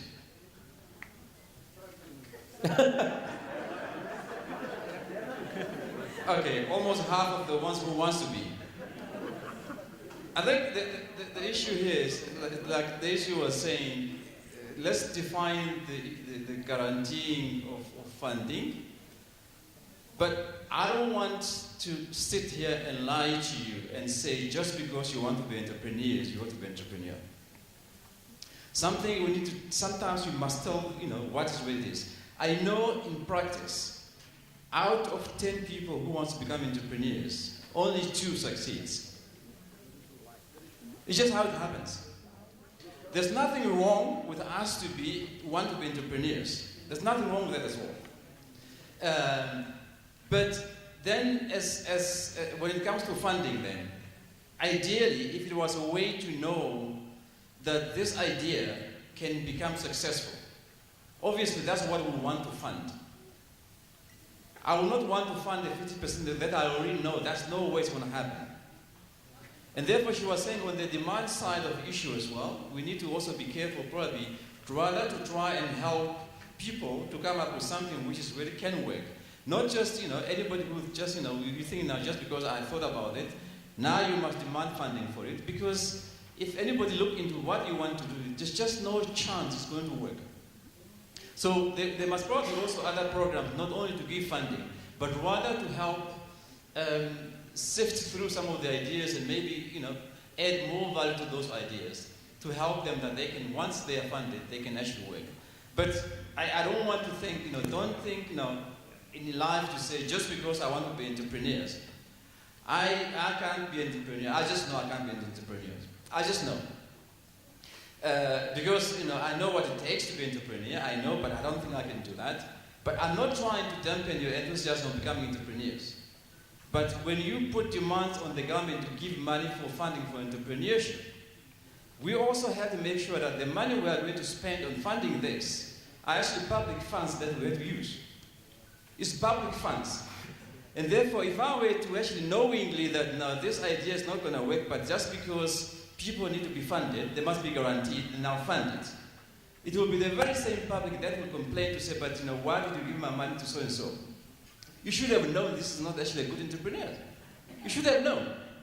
I mean, we had a case of I know some of you remember the GIPF funds, which was given to people who also want to be entrepreneurs. It was the youth. The money got somehow, they weren't able to, and then we all went to complain to say, but how could GIPF give us our money to so and so? So we need also to be realistic in terms of what project do we fund coming from the youth. I don't think it's just anything coming from the youth must be funded, and I think we have to be realistic about that. But I'm not saying don't be enthusiastic about businesses, but let's also probably look at what you should submit for funding, what the quality of what you submit for us to fund it. It's very, very important as well. Thank you very much. Taleni, your hand was up. Please join me. Taleni, please join me. Taleni will also be, yes, please join me. Also be moderating. No, she's joining me. She will also be moderating the education and training session. I want you to give your contribution and give the last chances to 5 young people. So your contribution and give a chance to 5 more young people while I run with the social media. Yeah. Good afternoon, ladies and gentlemen. If I may, I see the hands, I acknowledge them. I'm just asking for you to put down your hands for 2 seconds so I can make my contribution, and I promise. No, really, because I had raised up my hand as well. No, I'm trying to be respectful so that you don't have your hand up while I pose a question. And I suppose I make a call to the leaders on the stage today. I want to ask this question, and it's probably in line with the young gentleman that asked earlier. I need clarity as a youth. My name is Taleni, and I speak on behalf of myself just as a Namibian youth, really, as I stand here right now. And I'd just like clarity on what the motive of this plenary session is. Or rather, especially this Q&A session.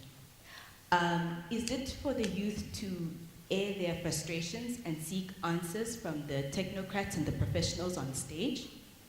Or is it for the youth to provide solutions, as Mr. Thaddeus was alluding to? But if we are the solutionists, then we should have been on stage as well, right? So I'm a bit confused. And I say this because I'm also very big on reading the atmosphere in the room.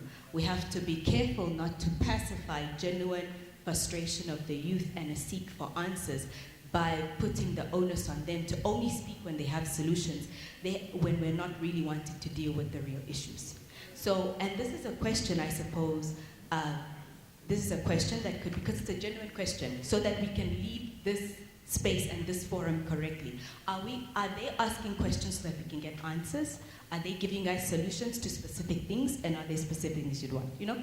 So this is a question, Mandela, maybe you can help. With that, before you answer, I guess my call, just from observing the past 45 minutes of this Q&A, I am calling for the rest of today, for tomorrow, and for Wednesday, that there be a call for courage and realness in this seminar. Let us be courageous. There is frustration in the country, and there is a way to engage frustration and still be proactive, but we should not pacify it. And that's what I'm sensing. So just for clarity, and please acknowledge my call for courage and realness. Maybe you can answer, and then I promise we're gonna get right into it. Please, I'm all about realness, so I want to get right into it. But maybe Mandela can just answer. I think I agree with you entirely that that this process should fundamentally be about the views of the youth. But that does not mean that we should not engage with those that can advise us on how to do it, as well as with those who are taking critical decisions about the direction the country is taking. This is the only session really in the rest of the program where you have experts and leaders taking the forefront in terms of scoping what is happening in our country. With most of the other sessions, the panelists, the experts are the ones in front of us. I know, for example, when we talk about education, Namibia National Students Organization is going to be speaking. When we talk about the issue of political inclusion and civic engagement, the leaders from the various political youth organizations are going to be the ones on stage taking center stage. And it is going to be the same with sports, it's going to be the same with culture. But this session, it is still important that even though we are the ones providing the voices, and those voices will be unadulterated, nobody has been scripted. But even if we are at the center of providing the solutions, it is still important to understand the context of where we are. And today's session is really about understanding the context, what is the current thinking. Tomorrow, the first session will really be to give feedback about what the Youth Status Report has found. And then from there on, all of the discussions you will see, the majority of the panelists will be the young people themselves, the young people from the various youth organizations. So I think that approach is really, really understood. And I think the way in which the seminar has been structured makes provision for that. And I think we've also realized that there are space and resource limitations here. We can't have all the young people of the country in this room. That's why we're encouraging young people to engage with this process through social media. We've made the effort of ensuring that we're able to stream this to young people, young Namibians around the world and around the country, so that there is genuine engagement. And I agree with you totally that the voices of young people should not be pacified, but we should find ways and means for young people to be able to say what the situations are that they really face in their communities and in their various youth organizations. Thank you. All right. So give it pieces and then I'll take it from there. Okay. I will start with, we haven't had one of the people. Our name? One of the youth with disabilities. Our name is a question from you. Okay. All right then, sir, if you may. This way went here in the front.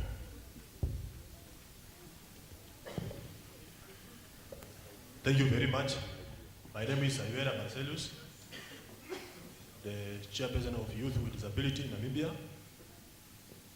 I'll be very brief. Others have mentioned very important points on matters of youth. Well, we are here to provide some solutions, discussions. I would like to start by thanking all those who are trying all means, officials, volunteers, to assist the youth in general. Now, we've mentioned about taxations and resources. Most of the funding that comes into the youth matters goes to administration, as it was mentioned. I would like to recommend that I'm happy the Minister of Planning is here. On taxations, please, we need a certain percentage that comes direct to the youth matters. Okay, thank you, sir. Secondly, I know we have got 2 minutes, but we have got, secondly, the officials in different regions should be empowered in order to deal with youth matters. We have got officers, but there is no, Okay. So taxation and decentralization of power. Thank you. Yes, thank you. thank I you have very heard. much. Thank you. Thank you very much. All right. We've got right here in the front the man in the white with the glasses. Yeah. Thank you very much.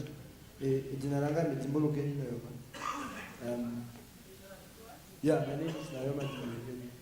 I take cognizance of those that also can't speak English. So I think that's the first problem we have, is that we must also be given a platform to express ourselves in our vernacular, because we may bring a point across better in the language that I understand. So going forward in terms of youth development, I think we must create a platform where young people are able to express themselves in vernacular. 2, I normally want to break the rules, but I'll try by all means not to. I think we need to be specific in terms of youth development. The context is broad, but should have specifics. Now, we get an insight what this plenary is all about. I was also confused, but what failed to come out then from the panelists is to say, what is the current government status, for example, in terms of youth development? If we are speaking about capacity development, because we know a lot of young people, we are talking about political inclusion and many other issues, but we need to understand in terms of, in order for me to be in a leadership position, I need to be capacitated and equipped to get to that position. We can't be speaking about youth development like we are talking about 50-50. See, 50-50 is a thing of, some are saying women must be pushed into position, some are saying competent women must be in position. But youth development cannot be compared to 50-50. It's a serious issue, because 66% of Namibian population is affected by what we are going to do for the next 3 days. Okay. So I also then want to say that when we speak about entrepreneurship, for example, there is social entrepreneurship what the minister is talking about. That should be encouraged, yes. But we also don't have, I think we must sort out some issues. But we seriously need to have a law, for example, and say that it should be compulsory social corporate responsibilities for multinational companies in order for young people to directly benefit. We are talking about funding which is lacking. Last but not least, we have this system of now the parliament, for example. The young people in parliament in the ruling party are less than 15. Correct me if I'm wrong. SWAPO has 72 seats. So in order for a law in favor of young people to pass, the 15 young people need to negotiate and lobby close to over 25 elders, you see. So already it becomes a problem, because when a young person advocates for their own rights, it's a threat to an elder. So we must also correct that and say, if we want to change and champion youth development, the quota in parliament must be favorable to young people to take that decision. Mr. Noyoma, thank you very much. Thank you very much. You have 3 more chances. I know you were not done. It feels like a town hall meeting where we're consulting with the youth to get frustrations, solutions from the youth. It is very hard for me as a woman to give people 2 minutes, but I'm trying. Women leadership tends to be different from male leadership. Huh? Anyway, I'll try and take right from the back to there is a lady right at the back here wearing a black something. Wait, yes. There. Hi, my name is Shanjewa Ojo. Thank you, first of all, for making this opportunity available to us. I think it's a fantastic forum, and I'm very, very grateful. For the past 2 years, I've had the opportunity to work at a place called African Leadership Academy. And this is more in the way of solutions. What I want to talk about is not just entrepreneurship, but entrepreneurial thinking. And essentially, I was working with different organizations across the continent who have a passion for young people development, and they really want to hire young people. One of the things that the HR director said to me from a rather large multinational corporation on the continent was that when he gets young people, what he wants is really not just the young person who has all the answers, but a young person who, when he's given a question, he actually starts thinking about solutions, and then he starts thinking about what the next question might be. He starts planning about his work.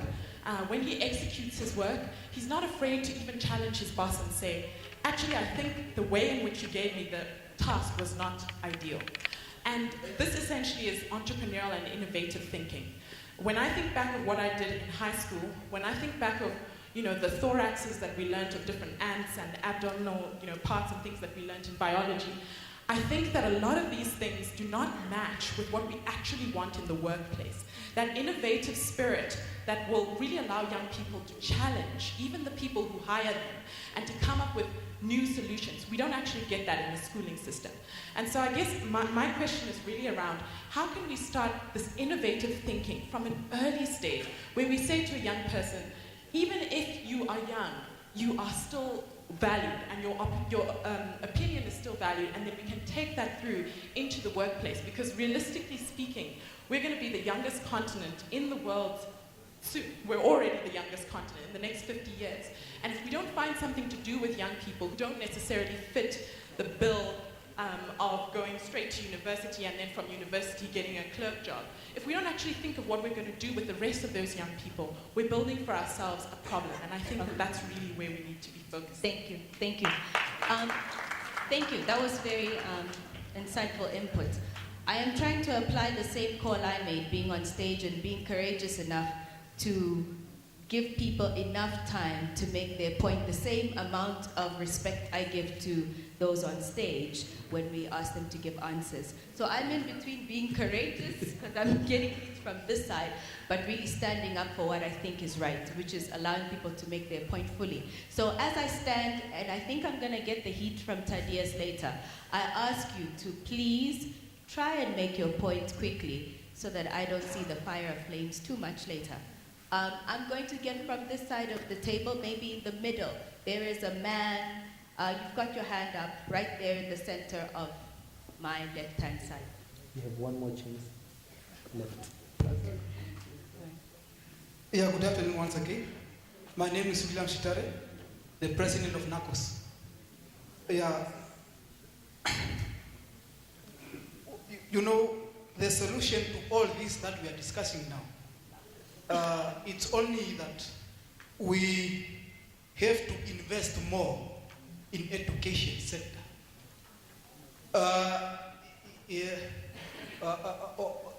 Giving them enough facilities or equipments. Like my brother there, Osman, said, I can tell you now, at NASC, you will find a faculty of mining engineer, but the facilities which are there, or the equipment which are there, it's not enough for these students to be successful. Let me say, in future, when they are done with their studies. So that's why you find them, you find most of the mines are being ruled by the foreigners. It's because we don't have our own, how to put it? Okay. I think engineers. Okay, I hear you. Thank you very much, sir. Thank you. That the education sector should be much appreciated. Your last chance, yes. I take one more. I will take again from the front. We've got the man.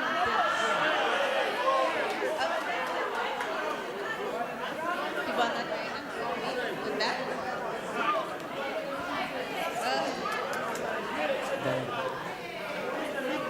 I will have to stick with the decision I made. My sincere apologies. I don't think this is the last time. Okay. If you may. Okay, thank you so much. I'm sorry that I got the last one. I'm going to be brutally honest here. I want to make 2 points. One of the first points that I'd like to make is I think government really needs to become serious. I know there's hype about funding, but government really needs to become serious about removing boundaries to entry at all levels. Whether it's business, whether it's entrepreneurship, whether it's just livelihood. I'm working, I've studied, I'm from the University of Namibia, my name is John, by the way, Haufiku, and I can't buy a house because every time I try to buy a house, I'm competing with someone who's over 40 years old, owns 5 houses, and is still buying a house in a residential area, and the bank is still giving him that loan.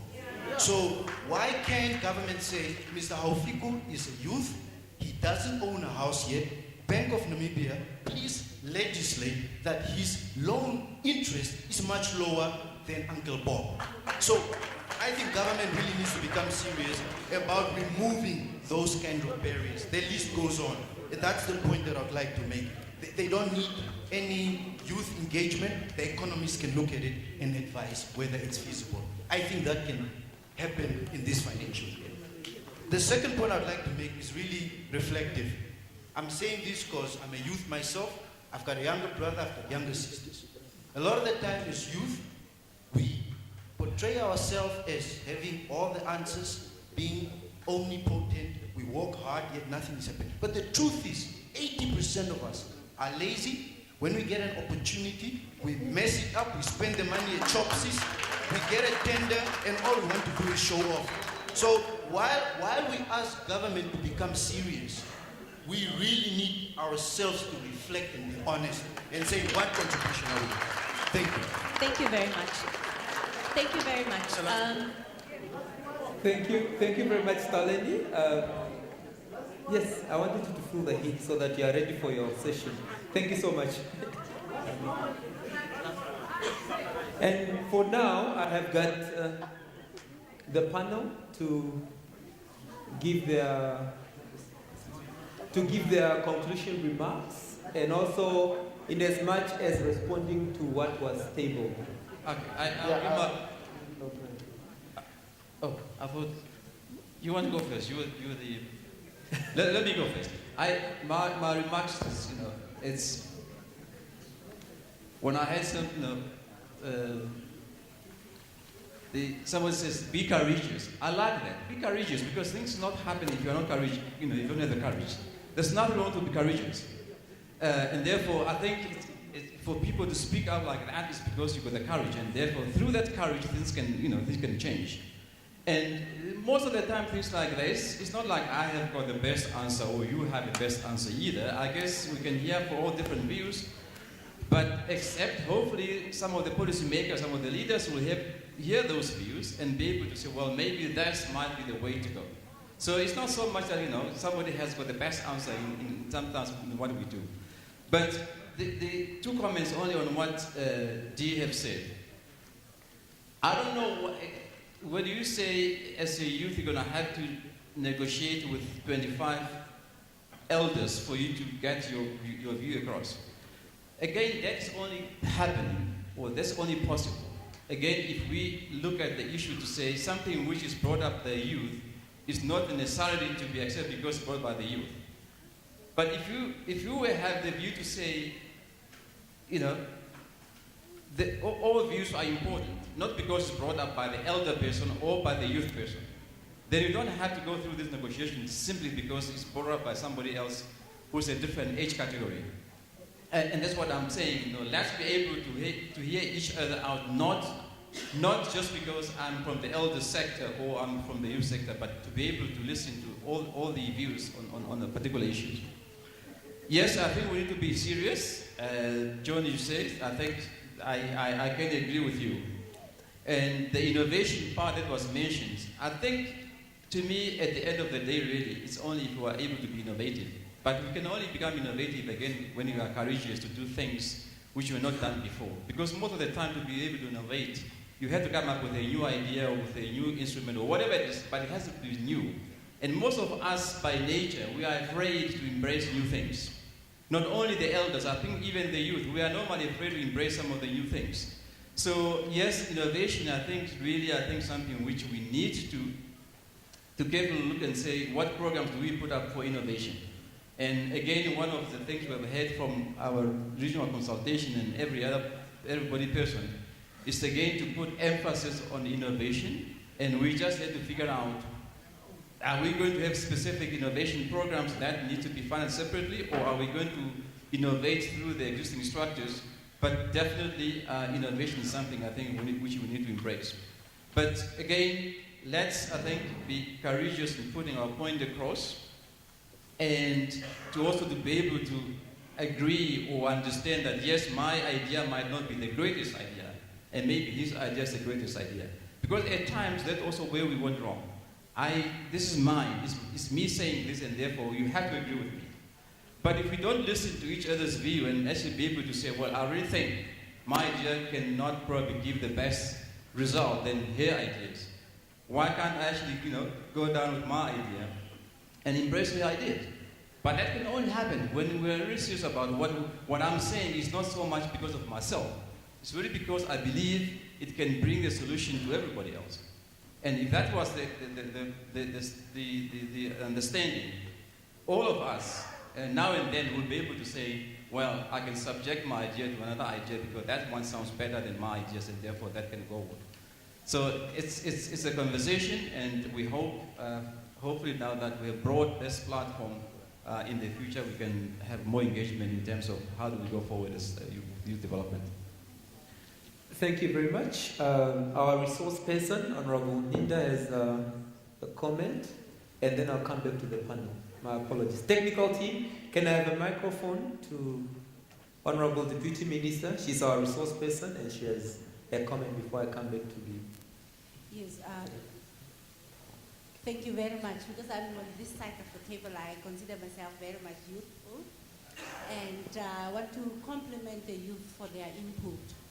However, what I want to just add to what the panelists have said is that I think in the midst of all the contributions and the approaches we have, what I believe is lacking is the ability for the youth to sit down and among themselves debate on issues and not to look at them as frustrations.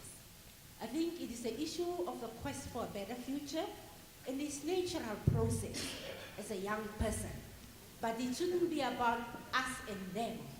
It shouldn't be about young and old, or women and men, but it should be about something that affects Namibia, and it is for common good that we need to analyze and engage each other to get to the solutions. For example, my colleague here talk about lower interest rate for young people, for example. Very good idea.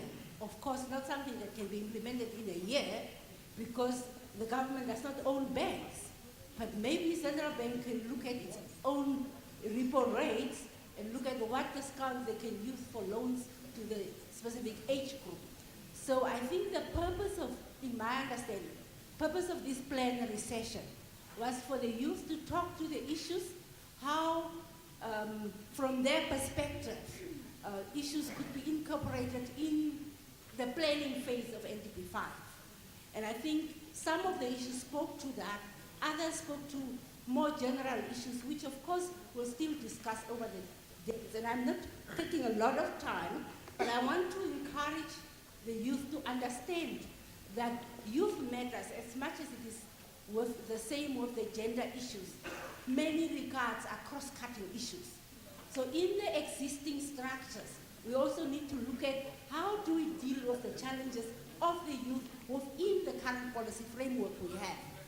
And also in terms of budgeting, because government budgeting, my planning minister can talk better on that, but it has a principle of cross-cutting. It looks at issues that are cross-cutting, and I think it would be better if the youth could spend time on looking at its issues as cross-cutting matters. For example, if we talk, I think there's Minister of Planning mentioned something about healthcare and education. But now if we can analyze in terms of healthcare, for example, what are the youth issues within healthcare? For example, the issue of teenage pregnancy, the issue of male circumcision, the issue of drug abuse, those are youth issues. And it is something that will help us in youth development because it addresses probably not issues of ourselves who are also on the top of being youth, but there are youth in the lower ladders that have got challenges that needs to be addressed. And I think it would be appropriate if you've also spent time in dealing with issues that addresses challenges of youth at the lower ladder, because that in itself will address some other issues. I think maybe I could stop there. I promise to attend the whole session to see how, just to understand the thinking of youth today. Thank you very much. Before I give over to Desiree, I would like to welcome Dr. Jodaojo, the Deputy Minister of Higher Education, Training and Innovation. Welcome, Madam.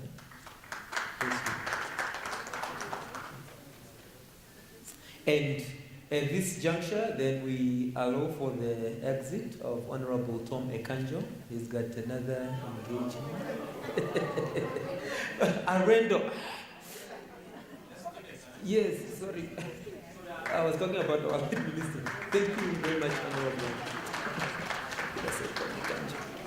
Okay, this. Thank you very much, Moderator. In my concluding remarks, I would like to follow up on the intervention by the Honorable Deputy Minister. Yes, the session this afternoon was really to set the scene, to take a snapshot context of where are we now on the subject of youth development, as broad as it is, and what more can be done going forward in order for us to put youth at the center of development. And this was the initial high-level plenary, but the remainder of the seminar is dedicated to really interrogate every single one of these thematic pillars. And we're relying on you, the invited delegates, to make informed contributions so that we can look at what more can we do to shape the policies and to change them so that they can really be reflective of youth being put at the center of development. I would like to indicate that as much as some of the sessions are looking at the status quo and we're assessing our progress to date and we're saying how far have we come, what is the status of youth today, looking at the baseline now, we also need to be very mindful that the outcome of our interventions is going to inform a forward-looking policy. So as we reflect and make contributions, we should put our futuristic caps on and say, 10 years from today, what is the Namibia that we want to see? Because what we're shaping is not a youth policy for today, but a youth policy that will leave us in a better position a decade from now. So let us deal with the issues of the day, but have solutions that are forward-looking. Thank you. Thank you very much. Social? Yeah, thank you, Chair. Whenever young people stand up and raise their voices, their issues, it gives me enormous pleasure. It demonstrates that young people, they do have the capacity to provide solution. Young people do feel empowered. And I think the National Youth Council and the government also needs to be congratulated, apart from the young people, that you can have an environment of this nature, you can have a platform of this nature where there could be sharing of views and ideas, and you have a right to speak up. And I think that's great for Namibia, that's great for democracy in this country. So congratulations for having this kind of a platform for that kind of a discussion and debate. But beyond that, I think in the last groups of 5 people who were speaking, someone really summed up for me the whole scenario, where, yes, there is enormous responsibility on the part of the government in terms of creating those enabling environment and providing the support. But at the same time, it also, there is programs, or should their role be more of coordination, putting those mechanisms, enabling environment in place, building the capacity of institutions who are supporting youth development. How do you build their capacity in terms of not only delivering projects, but resource mobilization, raising funds, not only from the government, but also from elsewhere. So these are some of the issues that you may consider as you go forward in the next 2 days. Thank you very much, Sushil. Madam? As the UN, we very much want to see ourselves as your partner in this dialogue. And there's certain things that I take away after listening to this very lively debate here. One is about partnerships. So this isn't any one person's problem. It's how we do it together. And there is no silver bullet. If there was a silver bullet, we wouldn't be having this lively debate. We don't want to be one of the guests who comes in and tells you how to arrange your furniture within your house. But we do have a comparative advantage as an institution, in the sense that we work with many countries, and we could be an enabler in terms of bringing in place or bringing to your attention best practice to see what could be picked up here. Our messages, I said, are clear. We want to empower, we want to be partners in ensuring you're educated, and we want to ensure that you can be employed once that education is over. And when I was listening to the discussion, I was thinking, okay, so what is the one thing that maybe I could take back and say, okay, we need to redouble our efforts in terms of our support as the UN. And to me, it would be education, because it's through education that we are going to ensure that we bring up the generation that can solve problems, that can be innovators. I was just looking at the statistics on innovation, and Namibia is, despite having some of the highest expenditure on the African continent in education, when it comes to innovation, you're in the bottom quarter. So if there was one place, or if there's one message I take for myself out of this discussion, it will be redoubling focus on education. Thank you. And then? Yeah, it's unfortunate that Dee has left, because I wanted to maybe engage in a slight debate with him about 2 points that he made. The first one was that youth should not follow the path of the women's movement in terms of pushing for 50-50. I tend to disagree. I think unless we identify, or unless we recognize that the proportion of young people, for example, that we have in institutions like the National Assembly and the National Council, local authorities, regional councils,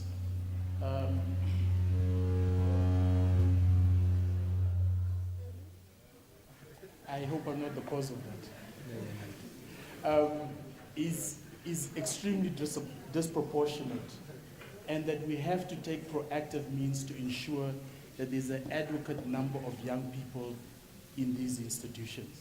Because unless we ensure that the youth voices in these institutions are there, I don't think many of these objectives that we seek to achieve will ever be achieved. So we need to be able to say 40% of all of those in parliament must be young people, those in local authorities must be young people. I think it is important. However, I also think you made the point of saying that if we are 15 young people in the National Assembly, you must convince a certain number of so many other people in order to. I think that speaks also to our inability as young people to be able to convince other components of our society to sympathize with our ideals. That is an ability that we should develop. If as young people we have certain perspectives about things, about housing, about land, about entrepreneurship, we should be able to develop the ability to be able to convince others to come to. Ultimately, that is the policy-making process. It is a dialogue. It is about being able to debate. It's about being able to convince. So we cannot just expect that because we say something that others must automatically agree with us. We must be able to find the evidence. We must be, apart from the courage, we must be able to find the evidence. We must be able to find the opportunities to be able to convince others to see the way that we see them. Society, that is how society works. That is how ideas in society come about. It is a dialectical, I think Marxists like Dee will agree with me, it's a dialectical process, it's a debate. So we can't just expect because we say something, that is the way it must be. We must be able to do the work to be able to convince others that our perspective is indeed the correct development path.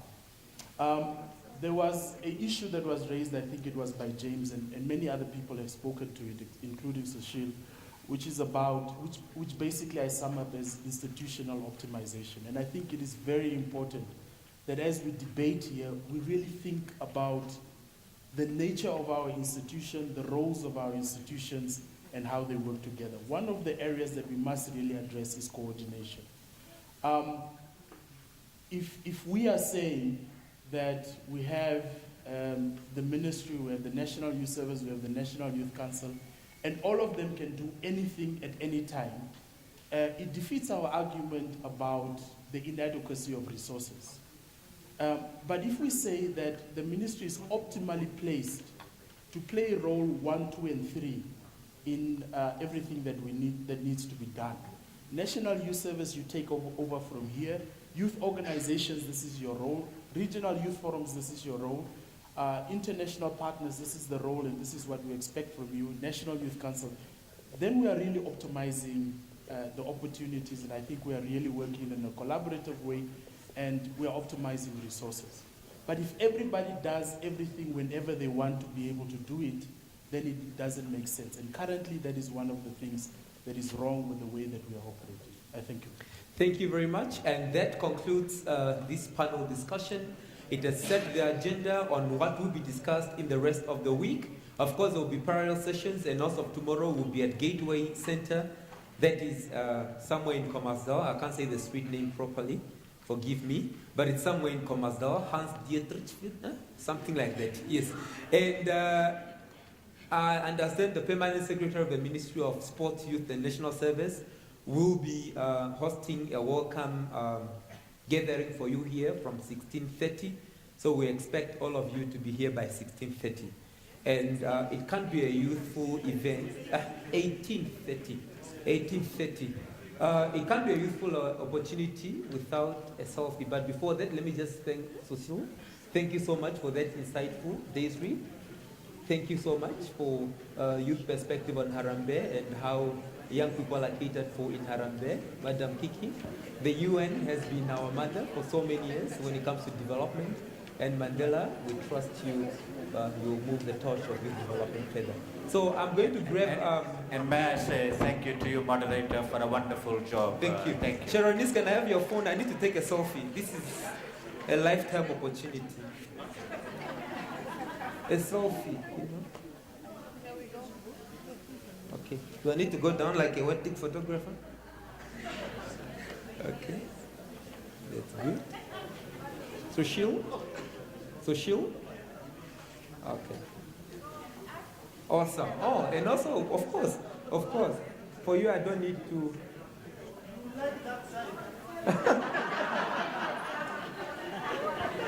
Okay, I did. Okay, thank you very much. And on that note, I'm Thaddeus Chiweda signing off.